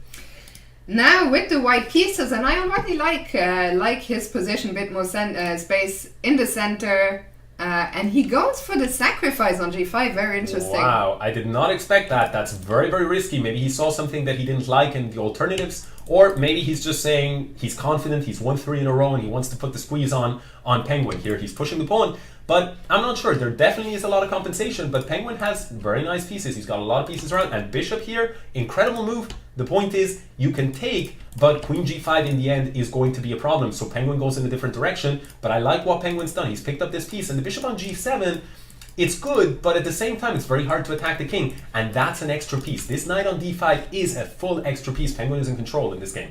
There was a poll at the top. Can Magnus come back? The viewers believe 69%. It's not a huge, so some people believe in Penguin, but the majority thinks Magnus can come back. He already has. The match score is tied, and this is a big game now. Yeah, d5, by the way, really nice move from Magnus, holding onto the base of the pawn. You have to be careful, because if this pawn drops, rook c2, we might see at some point, if the pawn drops, you're in trouble. But Magnus is distracting his opponent here. He's got 3 against 1. He'd love to do something. Rook e4 check. Looks to me like a possibility. Oh, no, but the bishop was defended by the rook. Apologies. So knight goes to f4. White is trying to use these pawns to his advantage. He's going to try and go rook d7 and g5, but you cannot hang on to the g5 pawn. Rook h8 is a threat of mate. Is there a mate but threat? I think there's a threat of mate right here. That's why Penguin reacts. Bishop e3, controlling this knight. Rook g4, so that when that falls, the rook doesn't fall. 4 seconds against 9. The question is, can Magnus put the squeeze on against... He's got the time advantage, but Penguin is the fastest player in the world. Penguin will convert 2.6 seconds. Magnus resigns even. Yeah, and that tells you just how fast is Penguin. For Magnus to resign with 2 seconds. These two, as you can see, they have played almost 1,000 games. So they have plenty. They know each other well. And Magnus shows a sign of respect and of showing, I know Andrew's got this, an eternity for Penguin, indeed. Yeah. And Penguin takes the lead again, 4-3. What a game, what a semi-final. Incredible. And just at the moment that you thought, okay, this is now Magnus time, Penguin strikes. And with these relatively short matches, well, Magnus is under pressure here. He has to score something, but he's in great shape. All of his pieces are better than Penguin's minor pieces here. The bishop on f6 is an excellent piece. Hitting this knight, the pawns are a little bit loose. So if Magnus plays accurately here, I can see it going very, very wrong very quickly for Penguin. E4 is a nice move. White tries to keep things shut down with f4. I like this a6 though. The knight has to step back to d4. Black is grabbing space in the center, grabbing space in the queen side. Now the c4 square has dropped, and that's what we're seeing. The knight was under fire. Knight on c4 is going to be a lot of problems because this bishop and this is attacked. Penguin goes for some tactical ideas, but we're going to see bishop takes d4. You don't want g4 because queen g3 check was a possibility there. Queen g3 anyway, hitting this rook. And I don't know, we might see rook e8, we might see d2, the pawn actually drops, the bishop is under fire, and I think there's going to be some kind of tactical combination. Magnus is looking for the kill here. King takes f1 in order to prevent, but I think rook takes c3, bishop check. Beautiful move here. You cannot take because pawn takes, the bishop hangs in the end. Rook takes and queen e3 is the threat. We can take like this, the queen, everything is defended. Magnus is up a piece, bishop check. Beautiful, because if you take the bishop, rook c1 is mate. And we're tied again, 4-4. Magnus with the white pieces. Can he take the lead for the first time in this match? We shall find out. We shall find out. Incredible stuff. Knight b5 is the threat there. Stopped. Bishop b3 is trying to step that knight to c4. We might see knight to e3 trying to take use of these squares. Knight h4 trying to take use of the square f5. Maybe a4 to try and break into the king side. We've got a really interesting position on our hands with opposite side castling. We do see that a4 and exchange. We might even see some sacrifice, but black is counteracting in the center. We do see that sacrifice. Careful with queen c4. The bishop takes f2 ideas. Queen here. Queen b7. You have to say, overall, I like Penguin's defense of the position, but the white pieces are still quite strong. The knight will have to be stepped back. f5 at some point will happen, but the king is bare for quite a long time. Can the king try and run to the king side? Overall, I think it's anybody's game here, but I like Magnus. All of a sudden, rook a1, bishop a7 is a huge threat. Be careful because of background threats. We might see h3 because, for example, bishop a7 takes. Bishop a7 though, king b7, necessary queen a6 check is a possibility, but Penguin does not see the finish, and maybe Magnus doesn't either. King c7, maybe it's relatively safe, but this is huge now. Rook b1. The problem is you cannot take though, because rook d1 checks, so Penguin has time. He's going into the tank because he needs to find a move, a useful move. He finds rook a8, but now you can take the queen. Now you can take the queen, because there is no back rank mate. Magnus is taking his time. Bishop c5, but now you cannot take the queen. But you can take this rook instead. Okay, this is too much. These guys are such monsters. And Magnus, for the first time in the match, 5-4. Takes the lead, 5-4. Magnus is just a point and a half away from reaching the final. Penguin, this is a big game. With the white pieces, he must be looking for a win here. All in all, I think Magnus has been the dominating player in this final. The first 2 losses were just piece drops, inexplicable piece drops. But since then, Magnus has definitely turned on beast mode. This is an interesting decision by Penguin. He grabbed the pawn on e5. Knight f3 check, winning the queen here. Magnus wins the queen. The question is, do you capture with the queen or with the rook? Rook takes change and bishop takes queen. This position is very, very good for Magnus, who might even go rook d8, not afraid of the pins here. That's exactly what he goes for. The thing is, you cannot take twice because bishop takes h7 is the typical tactical sacrifice. Maybe we're going to see some knight h5. Knight e8, really nice move. The knight falls because the rook is pinned. Penguin got a little bit greedy with that pawn on a6, and we're going to see a victory from Magnus here, unless something very strange happens. Penguin does not even try, and this is huge. Tough spell for Penguin. Magnus now takes the lead 6-4. And look at the opening. Oh. Fiona, your my favorite, the ring gambit. Go Magnus. Oh! The rook drops. The rook drops. Magnus stoic. Penguin cannot be happy, and it's Penguin's turn to return. And remember, Magnus only needs a draw in order to go through. This would be nothing short of a miracle. Will save Penguin. Incredible. But what I mean, I have to say also kudos. I think this one we are going to commentate the end of it, but Penguin needs nothing short of a miracle here. Let's remind everyone, he needs a win. A draw is not enough. Magnus only needs a draw to advance. But Magnus has been, really incredible. Like the way he fought back after going down 3-0. And the bishop is dropping, by the way. That's a rook at a bishop. Penguin is playing out of sheer desperation, but we might even see a resignation. What can you do? There are no tricks. The king is safe. You're going to lose this bishop, and there we go. Penguin gives up on this game. Very unfortunate, but deserved win for Magnus. Absolutely. And 7-4 is the final score here. Magnus goes through. Tough luck for Penguin, but yeah, he was 3-0 up, but then Magnus just, got a 3-game winning streak and then a 4-game winning streak again. Congratulations to Magnus, who is through to the final. Congratulations also to Penguin, who made it to the semi-final, who still had an incredible showing so far. He picks up $750 for his shared 3rd and 4th place. And what do we have? We have 12 minutes, Alex, for you to catch your breath. We have another huge semi-final coming up between Alireza Firouzja and Daniel Naroditsky. They will be battling it out, and I believe it's going to be equally close to this one, which was just simply astonishing. Yeah, what can you say? I mean, Magnus is so clutch. It's just incredible. And yeah, the next semi-final, on paper, it feels hard to believe that you can top the excitement of this one. On paper, certainly going into it, both semi-finals, just as exciting. And no matter who qualifies in that second semi-final, we're going to see, I think, an epic final with Magnus Carlsen, the first player to get there. I'm just setting up a poll to hear what do the people think. Alireza or Naroditsky? We'll give you guys 5 minutes for this one. 5 minutes to vote. Who do you think will win the second semi-final? Alireza or Naroditsky? Let me see. So yeah, next match in 11 minutes. I think Alex needs another breather, as do I, although I haven't been quite on the same level.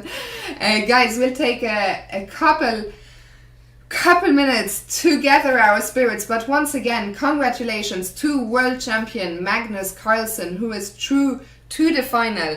In the final, he will meet one of the two players The viewers are heavily behind Alireza. Alex, actually, before we go on a quick break, what do you think? Who is your favorite between Alireza and Naroditsky? I gotta say, I mean, not even like I have the maximum respect for Naroditsky, but I'm gonna say that going into the whole event, I'm gonna put my neck on the line and say I think Alireza is the favorite going into the event, even ahead of Magnus. So.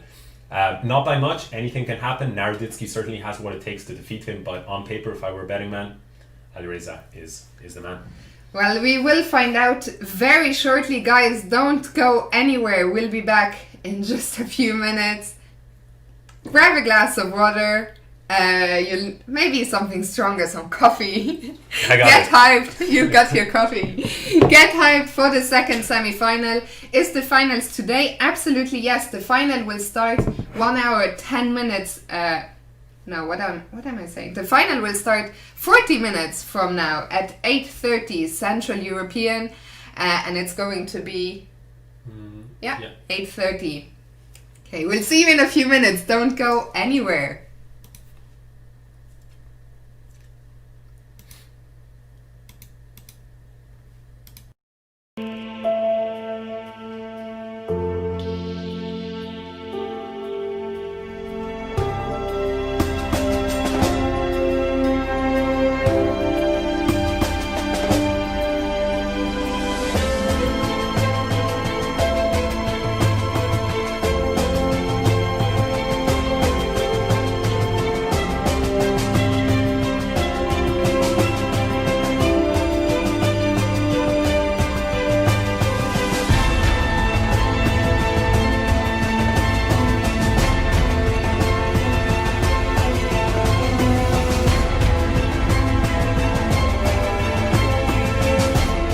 كتارا، ملتقى الثقافات.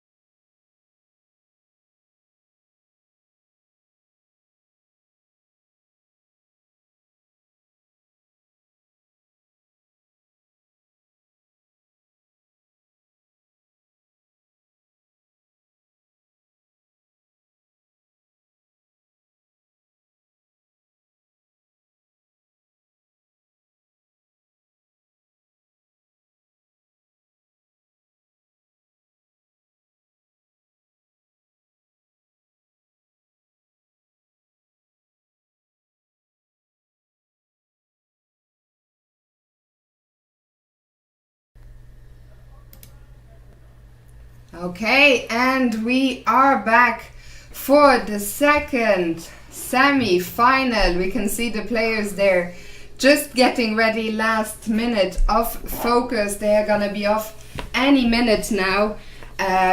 This one, well, you guys voted. Alex also believes Alireza is a favorite here. So did the chat think, but I think it could be absolute. Well, you also could go either way. I also agree Alireza should be a favorite. Magnus awaits in the final. Who of these two players will join him? Will it be Alireza or Alireza Firouzja, or will it be Daniel Naroditsky? Let's remind everyone, best of 12.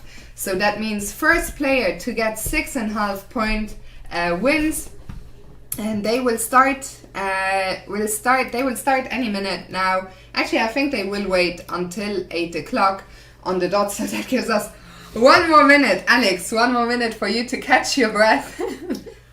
Yeah, I mean, looking forward to this match. It's the highest rated junior of all time, 27-20 or so rating in Alireza Firouzja, up against the bullet monster, and Naroditsky is not just considered the bullet monster by fans. He's also highly respected for his bullet skills by his peers. The elite grandmasters are always singing his praises. Yeah. And I think Alireza will treat this as a match that can go either way. He might be a favorite, but nobody in the world is a massive favorite against a player like Daniel Naroditsky. So let's see what happens. Let's see. I think one of the things that people, and they are off, I was gonna say, I think a lot of people would love to see an Alireza versus Magnus final. Game aborted. I guess they played with the wrong color. We shall see what happens. But yeah, I think a lot of players would love to see a rematch of Magnus versus Alireza from the Banter Blitz final, the Banter Blitz Cup on Chess24, where Alireza got the better of Magnus. And so will we see a rematch? We're about to find out. They are off. Alireza has the white pieces in the first game. And Naroditsky going for the Chigorin, a combative opening straight off the bat. So he's showing that even with the black pieces, he's going to take the game to Alireza. Black has actually forced white to maneuver a lot with his knight, and you have to say Black's position is white's position is quite nice, or Black's position is quite nice. But knight f4 is a nice touch, getting rid of pieces. You take my queen, I take your queen. In the end, both sides have a minor piece. f5 is dangerous against possible bishop c4 ideas. Knight now going to b6, preventing this. But one of the things I suddenly like Alireza's position a lot more. He's got the bishop pair, he's got this center, and his development problems have been solved. I think it's advantage on position, advantage Alireza right now. The pawn on c4 was hanging, but this position is very awkward. If you just drop the bishop back to c1, the idea is the knight can move forward to d3. Otherwise, you would lose the pawn. Knight d3 though, chasing that pawn. And I like Alireza's position. What are you going to do about this pawn? I don't see a way to defend it. You can try to mix things up. He goes for b5. He just accepts the fact that the pawn cannot be saved. The one thing that Alireza now will probably proceed to do is try to advance the pawns on the light squares. This is very typical because this is the only way that white can use his majority here, which is in the center. Knight e5, you cannot take the knight because the rook was hanging. Knight goes back to c4. And now we see the push of the pawn, rook check, disimproving the king. The king stands better in the center. However, having to advance the pawn like this, having forced that, is a sort of positional strategic victory for Black, because now it's very difficult to push these pawns because Black owns the light squares. However, has this pawn dropped? I believe it has. And now that's actually 2 pawns, and suddenly Alireza is in control. That's a third pawn. And the king is in a mating net. Yes, and rook f4. Game over. It happened so fast, and that's Alireza. He just spots everything with such incredible speed, and he takes the first game. Incredible. So 1-0 to Alireza. Can Naroditsky bounce back with the white pieces? Well, it's a c3 Sicilian. At the highest levels of over-the-board classical chess, maybe it's a solid opening, but in bullet it's quite a combative opening. You get this isolated queen's pawn, means that a lot of endgames are going to be worse for you, but middle games tend to favor you. So Naroditsky is definitely fighting here. He gets this square on d6, this beautiful square. The knight is supported, and Black definitely doesn't want to give up his bishop. White would then have the bishop pair and a really strong pawn, but this knight is, sometimes some people call it an octopus. When that knight hits the 6th rank, it's a very annoying piece. Now bishop takes d5. The question is, That'll be black's best piece. And whoa, Naroditsky had pre-moved that exchange sacrifice, and I think Alireza, anticipating that, prepared this little kind of pre-move trick. Naroditsky is still in control, but I think Alireza is going to be able to move this position towards very, very drawn territory.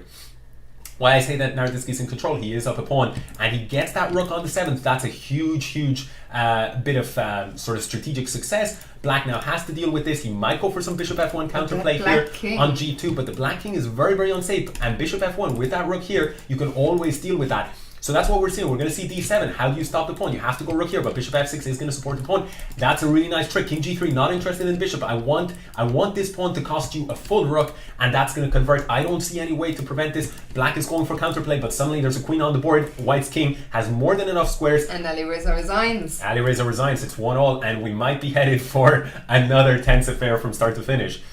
Third game. It's a King's Indian on the board. Absolutely.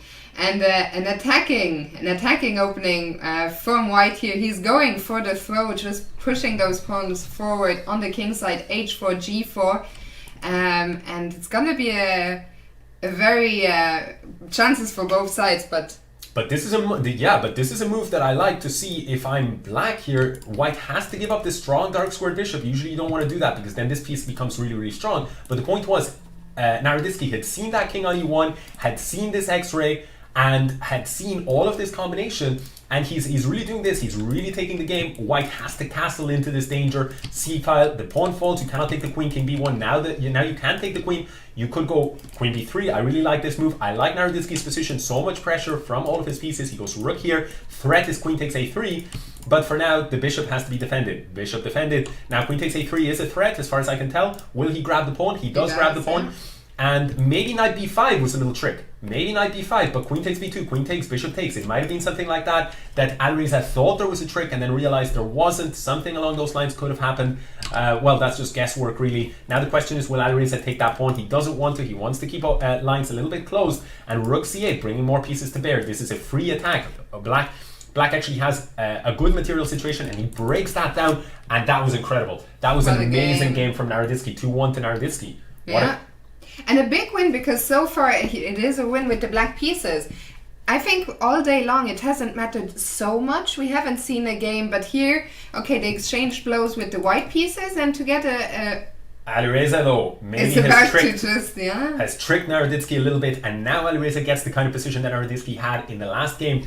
Although one difference is that White can castle and he'll be more or less safe. But what a position to get with the black pieces. All your pieces are very strong. Knight is coming to e4, and this might cost you some material. I think White is going to have to sacrifice the queen. That's exactly what he does. Knight f6 check is going to come in here. You can win this rook. Black re-sacrifices, and in the end, it's as simple as that, Fiona. We're into a rook and drawn, a boring game, and drawn rook and bishop endgame. What can be said? But White has offered draws, and those have been declined. So Alireza wants a win here, but Black offered a draw then, and White declined it. So maybe the tables have turned, and it's White who feels he can press. And why not? White does have an extra pawn. He's putting everything on dark squares. Opposite color bishops are famous for being very, very drawish.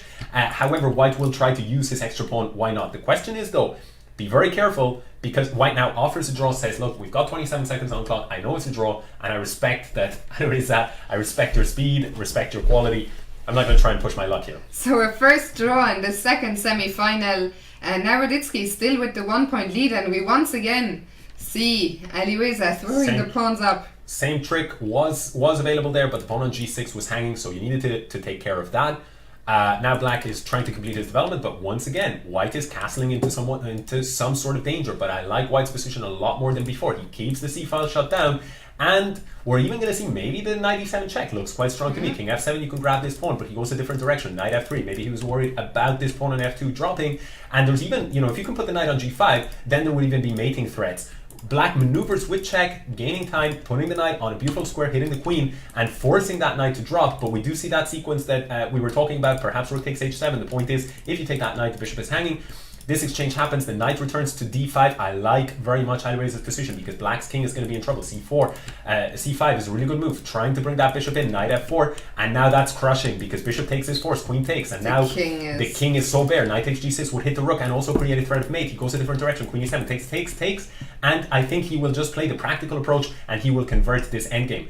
We see a lot of pawns here, and this extra material is just not enough. He might even exchange here and go into a winning rook takes bishop, winning king and pawn endgame. That's what he does. He takes the practical approach. You cannot do much with your majority while these 3 pawns are going to completely overrun the black king. We're going to see black desperately trying to make something. Of course, there are some ideas with b4 and c3, but it's a net 2-pawn majority, which in endgames means it's very, very difficult to make use of it.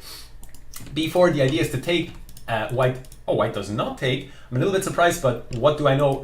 I think now b3 ideas maybe were... What's going on here? And Alireza's time. Under 3 seconds. Whoa! And he's going to queen. Naroditsky wins that. Unbelievable. What a huge win for now. What even happened there? I thought it was just an easy win. That's what I thought it was an easy win. I think Alireza did too, because he was crushing it. He exchanged rook for bishop, and Naroditsky, so tricky, so incredibly tricky. And he somehow manages to promote, even though he had less pawns. This is very, very suddenly crazy. It's a 2-point lead for Naroditsky. 3.5, 1.5. And the white pieces. Wow, Alireza is up against it. Yes, the white pieces. So Alireza will need to make something happen here. But I love Naroditsky's position. This knight on e5 is a monster, well supported. Queen coming to e2. Probably you're going to move that rook to d1. And white is trying to fight against that, kicking the knight back. Or black rather is trying to fight against that. He kicks the knight back successfully. Bishop f6. I'm starting to like Alireza's position a little bit more, but wait a second. Queen takes d5. The knight on c5 is undefended. You cannot move it because the bishop is also hanging. So what do? Do you go passive with a move like queen c8? Well, maybe b4 or bishop f2 will undermine this. Knight d6 is a threat. Bishop a6 was that missed, however. Bishop a6 may have been missed. I know the knight on c4 does manage to defend here.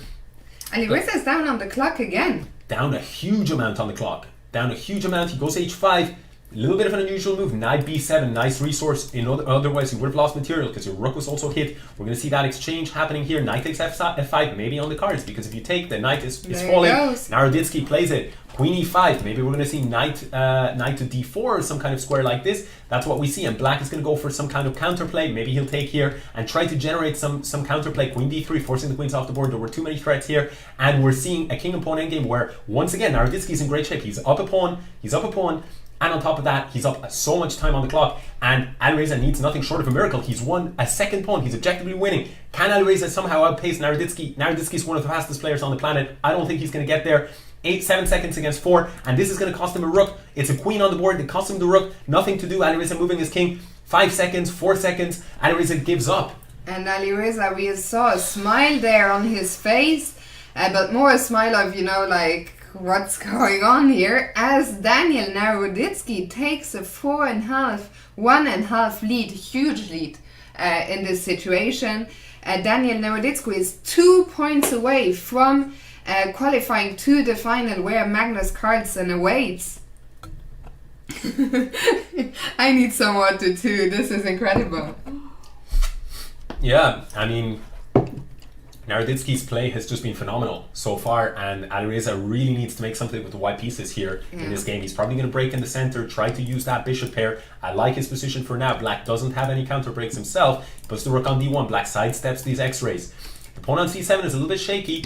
Black goes c6, kicking out that strong knight, but now the break d5 is very good, because when you take, this pawn is now weak. All of the black pawns are quite weak, and it has to be said, in a must-win situation, Alireza has got the kind of position that he wants. Here he keeps the pressure alive. Bishop a3, c4. You're probably going to see one of these breaks, b5 or c5. Black trying to find some counterplay. Will we see f5 and trying to get that rook playing against this knight? Beautiful idea from Naroditsky, costing the bishop pair, giving up a pawn. But now this bishop becomes really a monster because it doesn't have a dark square counterpart. And look at the clock situation again. Daniel is up 10 seconds on the clock. Yeah, the question is, maybe could there be some kind of slight... Oh, knight e3, huge move. You couldn't take it because queen takes g3, and Daniel has just turned the bad position, slightly bad position, into a winning position here. A total exchange, and that's crushing because bishop f4, that's the reason you couldn't take that. You're up in exchange, the king steps out of all the nasty checks. Bishop e4 trying to grab this pawn so you can make something of these pawns. But once the pawn on b4 falls, it's very difficult. f6 is a threat. Bishop d4 stopping that. That is the last great hope for white. The time situation. Alireza needs to make something happen here. He's losing this knight. He goes for bishop c4, goes for some trickery, loses everything, resigns. 5.5, 1.5. What a scoreline. And Alireza, once again, you didn't see, but he sort of leaned back and laughed on, almost in disbelief, while Daniel has been very focused, very calm and focused. I mean, he is putting on such a beastly performance.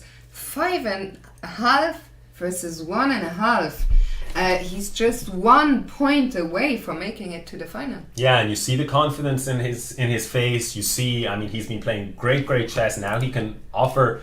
He's offering Alireza the option. Let's draw. Knight h5, queen f3. They did that once. There's a rule in chess, threefold repetition. Certainly, Alireza doesn't want that. But f5, be careful, because the queen cannot stay on the g file, and Alireza has snapped up a piece here and goes bishop g5 check. Really nice. If you took that, there was this drop. We saw a reaction from Daniel there, sort of lifting his eyes to the sky. And Alireza, I mean, I think it is already pretty much must-win territory here for Alireza. He really needs to get his momentum back and stack up, a few wins if he wants to stand a chance to come back. For sure, but once again, Daniel making it so tricky and a 10-second edge on the clock. It's possible that Alireza is not going to convert, even though he is up a full piece here. And this would be, I mean, knight d6. Look at that trickery. You're ignoring this rook. Daniel is such a great offensive player. We see queen takes c2 is in the cards, but this bishop has dropped. And look at Alireza. And look at Daniel. Daniel knows how huge that game was. Alireza just sort of laughing a little bit, and I mean, Daniel is so pumped. And we see Alireza. Alireza is out. And I'm gonna give Daniel some privacy as well. But this is what we are going to get in the final. Daniel Naroditsky against Magnus Carlsen. It will start 15 minutes from now. Is Daniel streaming? No, he isn't. Then he's talking, I guess, in between games. Maybe, he has I don't know, but Daniel, kudos to Daniel. What an astonishing performance, beating Alireza 6.5, 1.5. I mean, as the chat were, and as I say, we felt Alireza is the favorite. Never going to be a huge favorite when you're facing off against someone who's one of the world's best. But we got that wrong. We got that completely wrong. And Daniel came along and said, no, that's not how it's going to work. Yeah. Not today. 6.5, and just an incredibly dominant performance on the clock, on position. And congratulations to Daniel. Absolutely. Alireza, for his effort, like Penguin, picks up $750 for third and fourth place. The chat did not believe in an Alireza comeback. I mean, Daniel's performance in this match was just simply stunning. And I'm very curious. We're going to get a tremendously thrilling final between world champion Magnus Carlsen and Daniel Naroditsky, which will start 15 minutes from now. Before we get to that, since we have 1 minute on our hands, massive thanks once again. By the way, after the final is over, don't go anywhere, because we will have a quick interviews with both finalists, Magnus and Daniel. Big thank you to Katara, the main sponsor of this tournament, without whom none of this would have been possible. Also the Qatar Chess Association, the Ministry of Culture and Sports of the State of Qatar, and to Chess, who hosted this event. I think it's just been, even before the final, I think we can safely say this has been one of the most thrilling online events ever. Yeah, I couldn't agree more. I mean, it's been just incredibly action-packed, and I really hope that this ushers in a new era of bullet tournaments online with some of the best players in the world. And there is a new poll in the chat. Get voting now. Who is going to win the final? Is it going to be Magnus Carlsen or Daniel Naroditsky? In 14 minutes they get off. I feel like there was one thing I should have set up before the final, but no. Guys, we are going to take a quick break. We will be back in a few minutes. Get everything set up. It's going to be absolutely fantastic. Do not go anywhere. We'll be right back.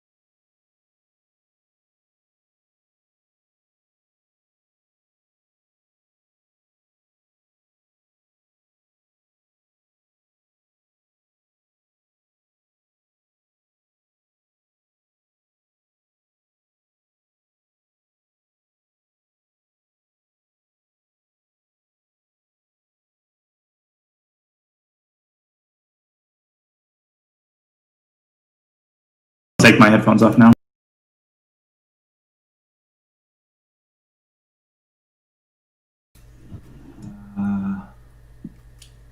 Let me just find that challenge. Okay, and we are off. Let me just, I think Magnus. They are off. Rebecca Harris has the white pieces in the first game. And what's it gonna be? Magnus narrowly won the pole, but we just saw a demolition job from Naroditsky against Alireza. Can he do it one more time? Well, same 12 game, same match format, and I think it's anybody's game. Huh? Yes. Okay, so I mean anything can happen. Black in this first game here. Magnus Carlsen, we are watching it from his perspective, seems to be off to a very good start. He's got more space here in the center. He might put a rook on e3 at some point. Instead, he chooses to exchange. But in general, he is very, very safe here. Material is equal. But that extra space does give you a little bit more chances. White, however, shuts things down. Seems to have actually calmed the problems, managed to exchange a lot of pieces. And now, well, Magnus does signal the intention to continue to play on. But I think Naroditsky is a lot more comfortable. And again, Naroditsky has impressed not just with his play, but with his speed. And we're seeing here that he certainly has an edge. Now, Black has a lot more space in this position, but the problem is it's also very, very locked down. How do you make progress? And is there a way? I don't see a way, and it seems, judging by the fact that they repeated, that the players don't either. So that's a first round draw. Not a result that Magnus will mind, because he does have the white pieces now. Look at how many players the games. Look at how many games the players have played. By the way, over 300 games against each other. The first one was squared, and here Magnus now with the white pieces. Yeah, and Magnus with the white pieces, he's going for a little bit of a calm, conservative setup. Daniel Naroditsky, he is such an incredible tactical player that it may be a conscious decision. Let's just make it a relatively calm position. And White again going for the same approach that we saw in the first game, grabbing space. So Magnus has managed to grab more space here on the queen side. Did I say over 300? My apologies. The honorary. That was misspoken. My maths are just not good enough to figure out that 500 plus 300 is more than 300. Over 800 games against each other. And here we see that Magnus, who definitely has the lifetime edge against Danya, is doing great here. But queen e2 check, missed. You cannot go queen f2 because this drops. And so Danya is able to collect this pawn. It's a huge pawn. But wait a second, the knight on f6 was dropping. Now you do get a lot of checks and a lot of pawns. But is it going to be enough? Queen takes e4. We see queen f3. Black will probably choose to keep the queens on the board, but that c6 pawn does drop as a result. I'm not so sure if that is such a great situation. White is up a piece, but no pawns in front of his king.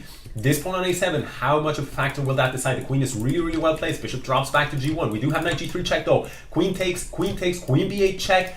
As an option, queen g2 actually was a double attack. This pawn is going to decide the game. That's going to be game over. Magnus collecting the point. It all happened so fast, but Magnus also pressing on the clock. Big reaction once again from Daniel, who's not happy, but Magnus super focused. They both clearly want this very much. Yeah, and Magnus here getting into a position that is very sort of is like a Caro-Kann with these pawns here, very kind of trendy type of positions to play. Back in the day they thought you cannot have your pawns like this, but nowadays they realize one of the benefits is you get an extra pawn defending your king, and in bullet, kingside attacks are very, very important, so having that extra pawn can sometimes help you more than the problems that come later in an endgame with double pawns. Rook e8, just trying to bring the rook into play. One of the key decisions is where are we going to get this bishop? Huge move, huge sequence of combination. Amazing sequence there. But wait a second, did he trick himself? Rook e5. Look at the player's reaction. I don't think Magnus had seen any of that idea, but then the queen got trapped. And both players, Danya kind of has this smile on his face like, oh my god, I play an amazing tactic.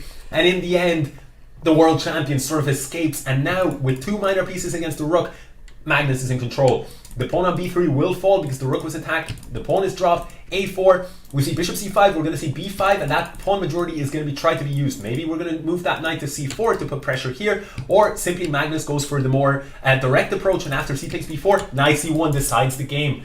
Very nasty fork, and we see Magnus, he's up 2 games already, and Dania needs to get into the match ASAP. We see a Spanish on the board here. Naroditsky, an expert, but Magnus, arguably the world's best in these kind of positions. Well, the world's best, full stop, but in these positions, maybe the absolute greatest of all time, these e4, e5 positions. Then again, let's see what Naroditsky can do. The game has shifted to something more aggressive. White with his pawn on h5, understandably wants to attack. Black is breaking in the center. Black will keep his options. d4, hitting the knight on the pawn. That's a really, really nice move. You don't really want to take because now this pawn is weak. Black has had to give up this knight because of the attack on the queen, and I really like Magnus's position here. He's in control. He's picked up a pawn, and all of the pieces are just very, very strong. And Black's pawn on g5, that may in the future become a target. Rook d3, by the way, preventing this tactical idea, and Black goes all in. He wants f5. He wants to attack in the center. That's where he has his best placed pieces, but Magnus not afraid of this attack. Knight goes to d5, and there's another exchange. Magnus is in control. Naroditsky does not look too happy, and that's understandable. This position is very, very close to resignable. Of course, you're going to play on in bullet, but that pawn on b7 and rook d8 check ideas are coming in. Maybe another check on b4. White just needs to coordinate. He offers a queen exchange. Of course, Black is always going to decline that. Queen back, queen d1. Black has to keep declining, but the problem is your knight, you're down in exchange. This knight is incredibly passive. a3 to kill off these possibilities, and now we're going to see queen advance. Now if you check, I don't have to block, and sooner or later I'm just going to keep on piling the pressure on this knight, which is completely out of the game. Magnus taking a different approach. He just wants to push the pawn, and his pawn is faster than Black's majority here. We could even see a quick resignation. That's a full rook, and there we go, the resignation. Magnus crushing advantage. That's a 3-point gap already after 4 games. Huge, absolutely huge. We'll try and get even more of Magnus's phase, the full Magnus experience, and they are off a huge lead for Magnus, 3.5 half. Yeah, and Naroditsky, he absolutely needs to get off the get off the mark here. He needs a win, and he needs it fast against the world champion. Yeah. But I like Black's play here. Already, Black has an extra pawn in the center. That's usually useful, and a bunch of pressure. White already having to react. 95, beautiful combination. The point is you give up a piece, but the bishop on d3 falls. Bishop g5 striking back, looking to collect this. Now, the material is actually level, but the position I think is really, really nice for Black. The bishop tends to be a little bit better in these positions where there are pawns on both sides of the board. King f7 defending the pawn, rook e8 defending again. White does have a huge trump in this pawn. Bishop h6, a really, really nice move. Knight f4. You might be tempted by some sacrificial ideas. He goes in a different direction. Knight e5, by the way, so there is no threat of capturing this pawn. Maybe knight e5 check, and now knight d7 check. King goes back. And maybe some knight c5 ideas here, some little trickery. c7, the point is if you take c8 queen, well, Naroditsky has managed to actually trick the world champion, and he is rook h6 check was even an idea there. He goes in a different direction, rook d7, king g2, Naroditsky is up in exchange, and this is the game. And wait a second, he's up a full... Magnus forgot, yes.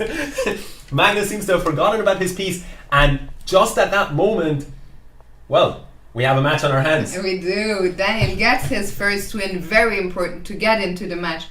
Magnus still has a 2-point lead. 3.5, 1.5. Let's remind everyone for the same final, same format. First, best of 12. So first to 6.5 points. Piece sacrifice already by Magnus. He means business in this game. He got 2 pawns, and the problem for Naroditsky is he needs to develop his pieces. But how are you going to get that knight out? The e5 square is covered. If you don't get that knight out, the bishop doesn't play, the rook doesn't play. This position is very, very scary. But knight f6 surprises me. You can take, maybe drop the bishop back to f8.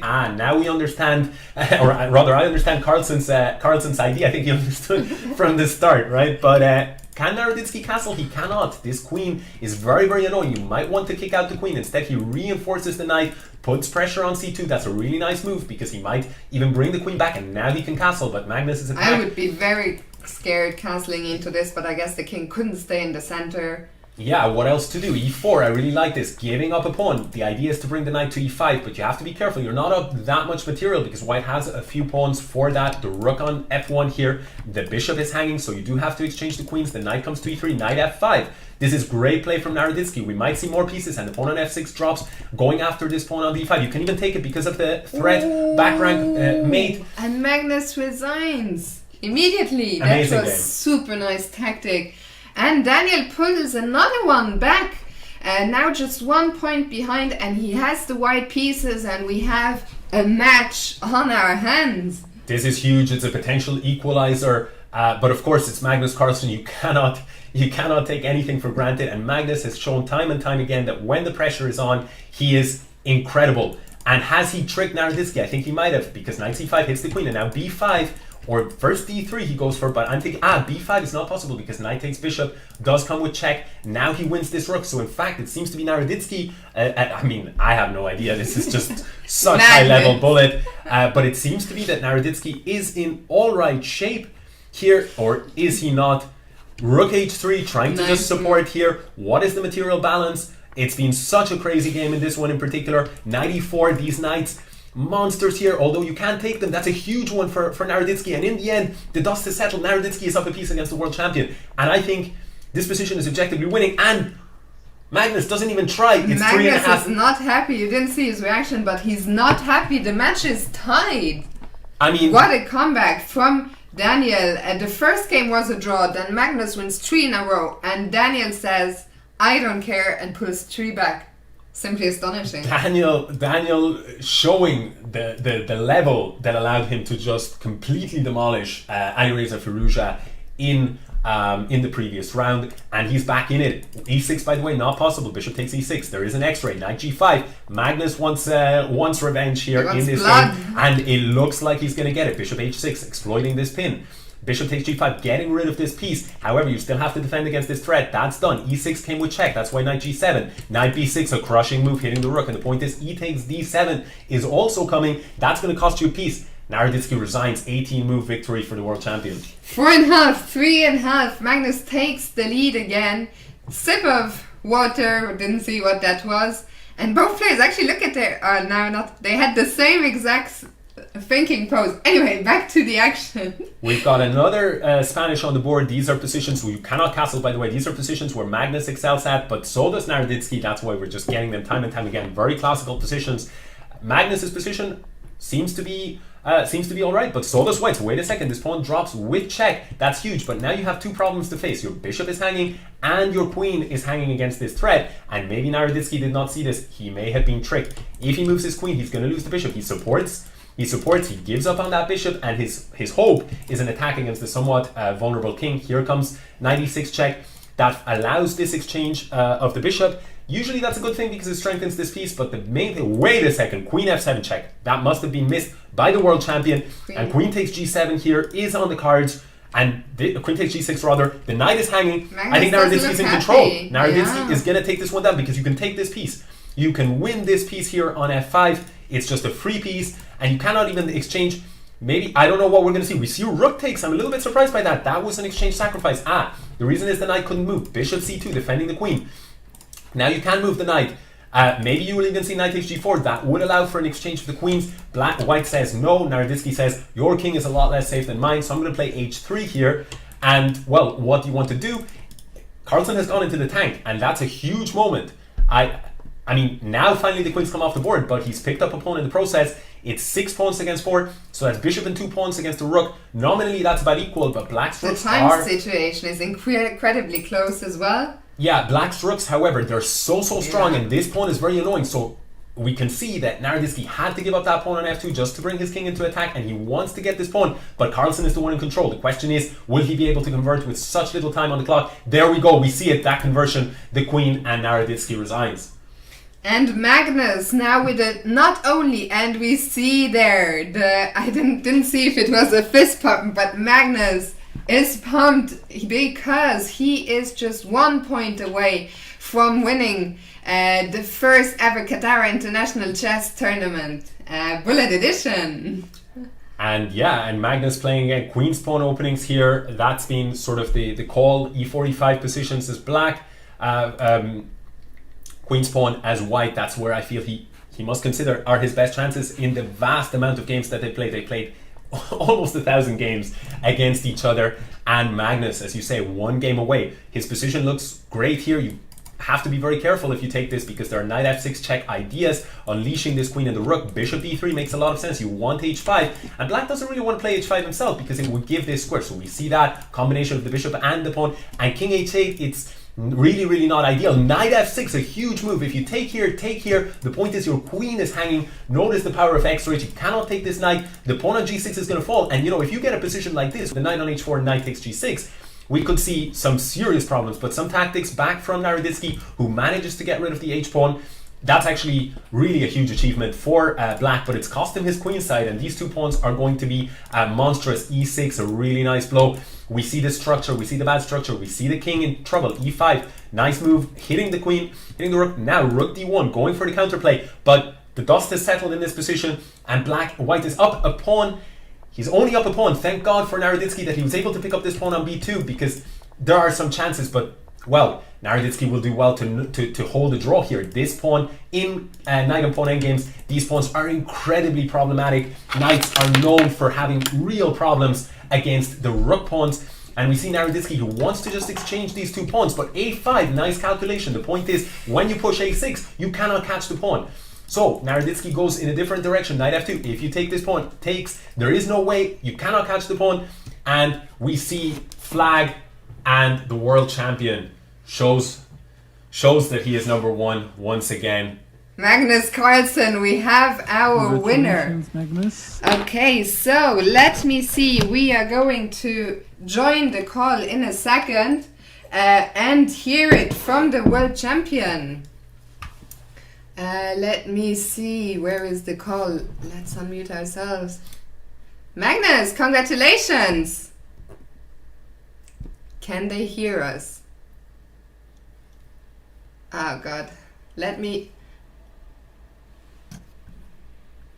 You guys can hear me? Okay. Let me just give me 1 second, because they can't see you anymore. I don't know what happened. I'll try and just add your 2 cameras. It'll just take 1 second. But yeah, Magnus, congratulations on winning the first Katara International Chess Tournament. What did you make of the experience of this bullet extravaganza?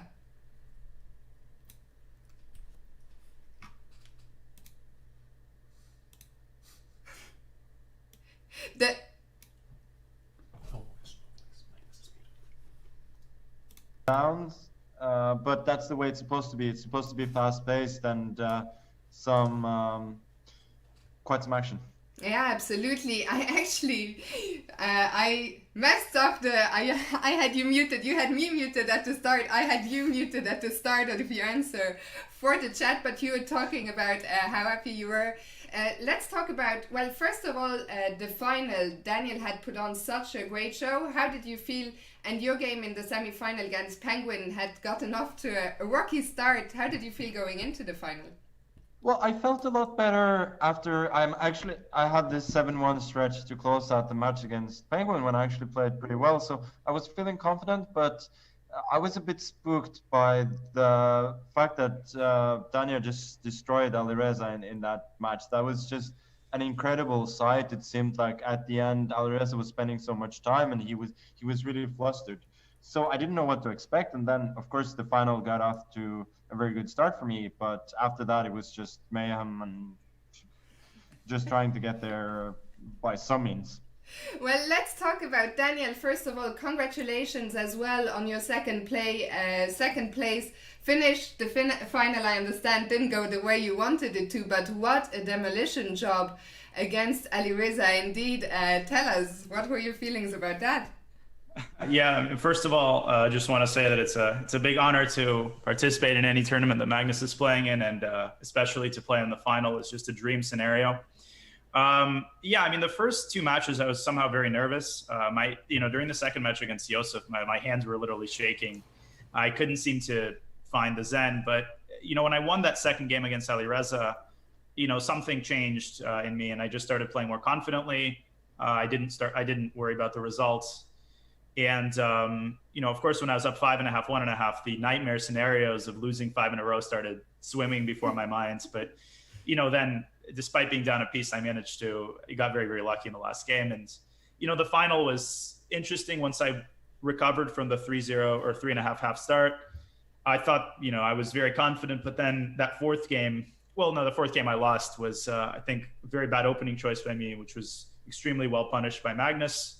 And after that, there were some ups and downs in the following games, but just didn't quite go my way. So really appreciate the opportunity. I had a fantastic time. Well, great to hear from both of you. One question, you're both absolute bullet monsters. How high does bullet rank in your favorite type of chess to play?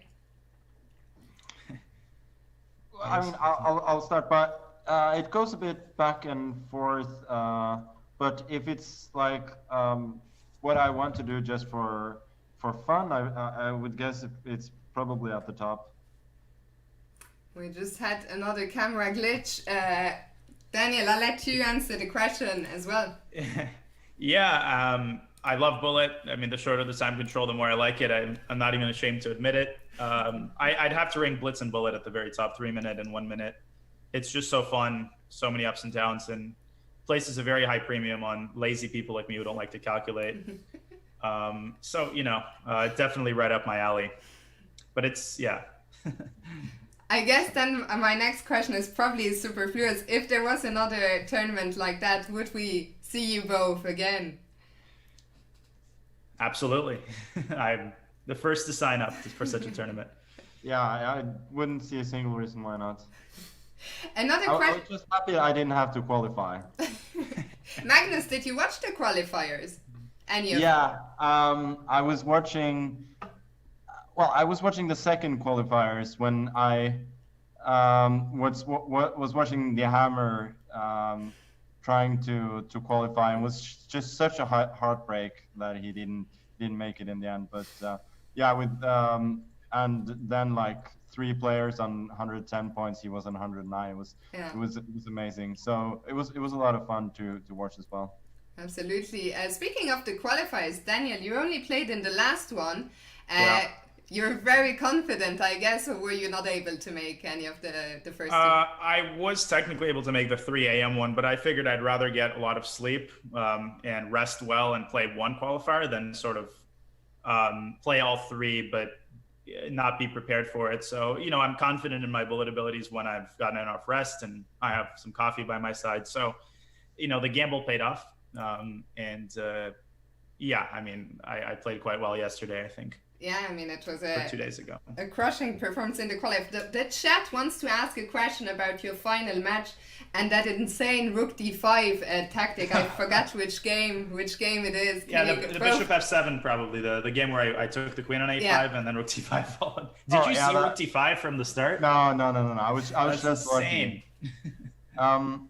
No, I was just lucky. I blundered bishop f7, so... I couldn't believe it. I mean, it took me a while to realize the queen literally has no squares. I mean, if you saw the camera, you would have seen me just shaking my head. Yeah, I was too busy shaking my own head. Yeah, you're not supposed to be that lucky, but sometimes you are. Yeah, good players are lucky, as they say. Yesterday it was just luck. Because it's the kind of position you're not supposed to allow bishop f7 there ever. Well, what about last couple of questions? Magnus, well, you're winning everything. You just had an incredibly thrilling final of the Magnus Carlsen tour against Hikaru Nakamura, which the Magnus tour, it has been keeping you very busy, and you've just announced the second tour. So what do you make of, in the crisis, there's been such a boom in online chess. So what do you make of all these developments? Obviously the backdrop is less than ideal in the sense that there's a worldwide crisis, but for us we're just trying to make the best of it, and it's wonderful to see all of these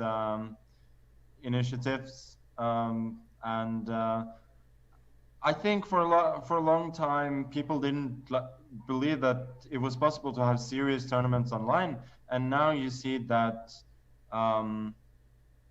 there most certainly is, and in different formats as well. So I think that's a huge step forward for chess, and I think we will certainly see even more online chess in the future in real serious tournaments. Absolutely. Daniel, you've also been keeping busy, streaming your YouTube channel. So tell us, how have these last few months been for you, chess-wise? Yeah, of course there's been a boom, and it's sort of like an all-you-can-eat buffet. At times I pile my plate up a little too high, but I'm trying to do everything: teaching, streaming, YouTube, playing in these bullet tournaments. So I'm very, very busy. It's amazing to see how well chess has adapted to this crisis, to this most unusual of times.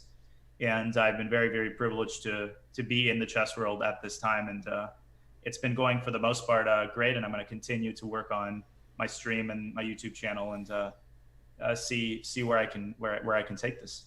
Well, we have 2,500 people. For everyone who isn't following Daniel already, do that now. Magnus, you were streaming the titled arena on Saturday on the Aufwärtsspiel channel. You also sometimes stream on the Maskenissen. Can we expect more there? It will come when you least expect it. I wouldn't have expected anything else.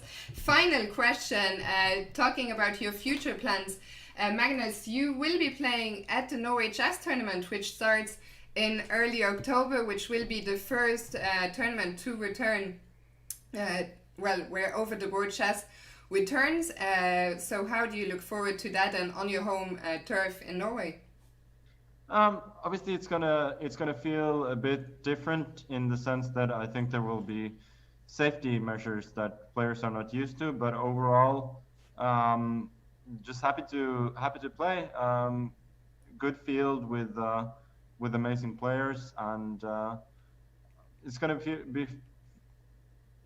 a bit weird, I think, at the start, but I'm looking forward to it. Great. And Daniel, to close off the interview, tell us what's next for you.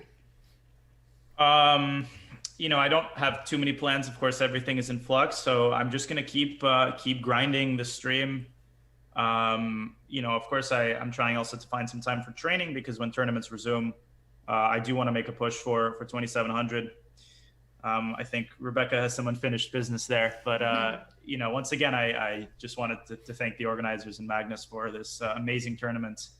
So I'll definitely be playing in all of these in the months to come. Great. Well, once again, from our side, congratulations to both of you for putting up such an incredible show. Thank you for being such great sports, and we certainly look forward to seeing more from you in the near future. Thank you, guys. Thank you. Thank you, Fiona. Thanks, Alex. Thank you. Bye. Bye. Okay, so that is from the players. What a great interview. Two fantastic players, on the board, but also off the board. What did you make of the players and this fantastic interview? We've seen a lot of rivalries well done. online.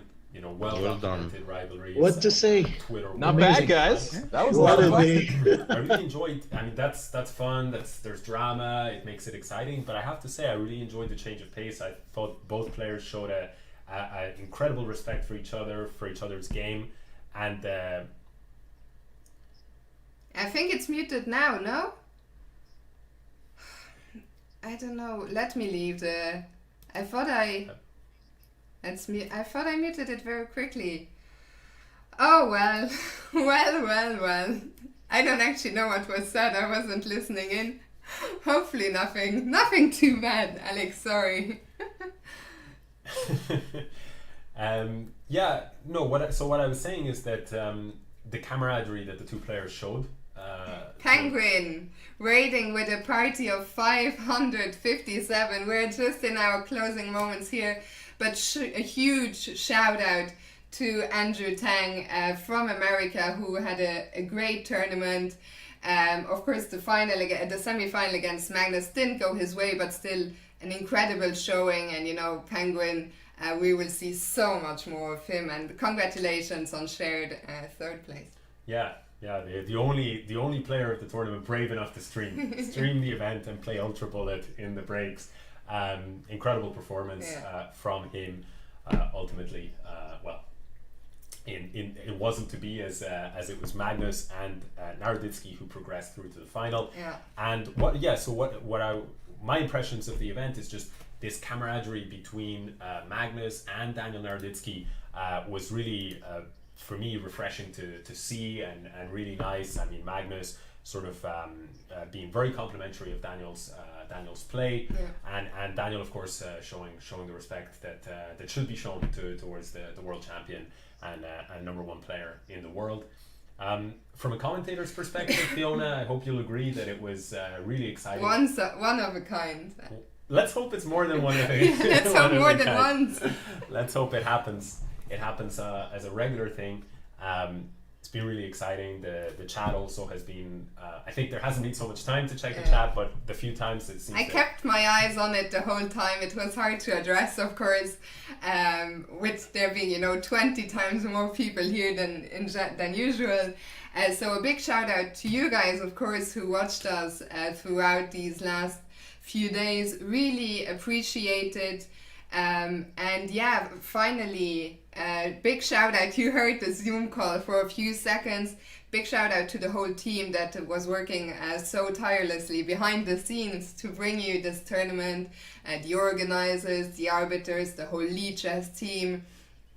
Thank you to all the players for being such great sports.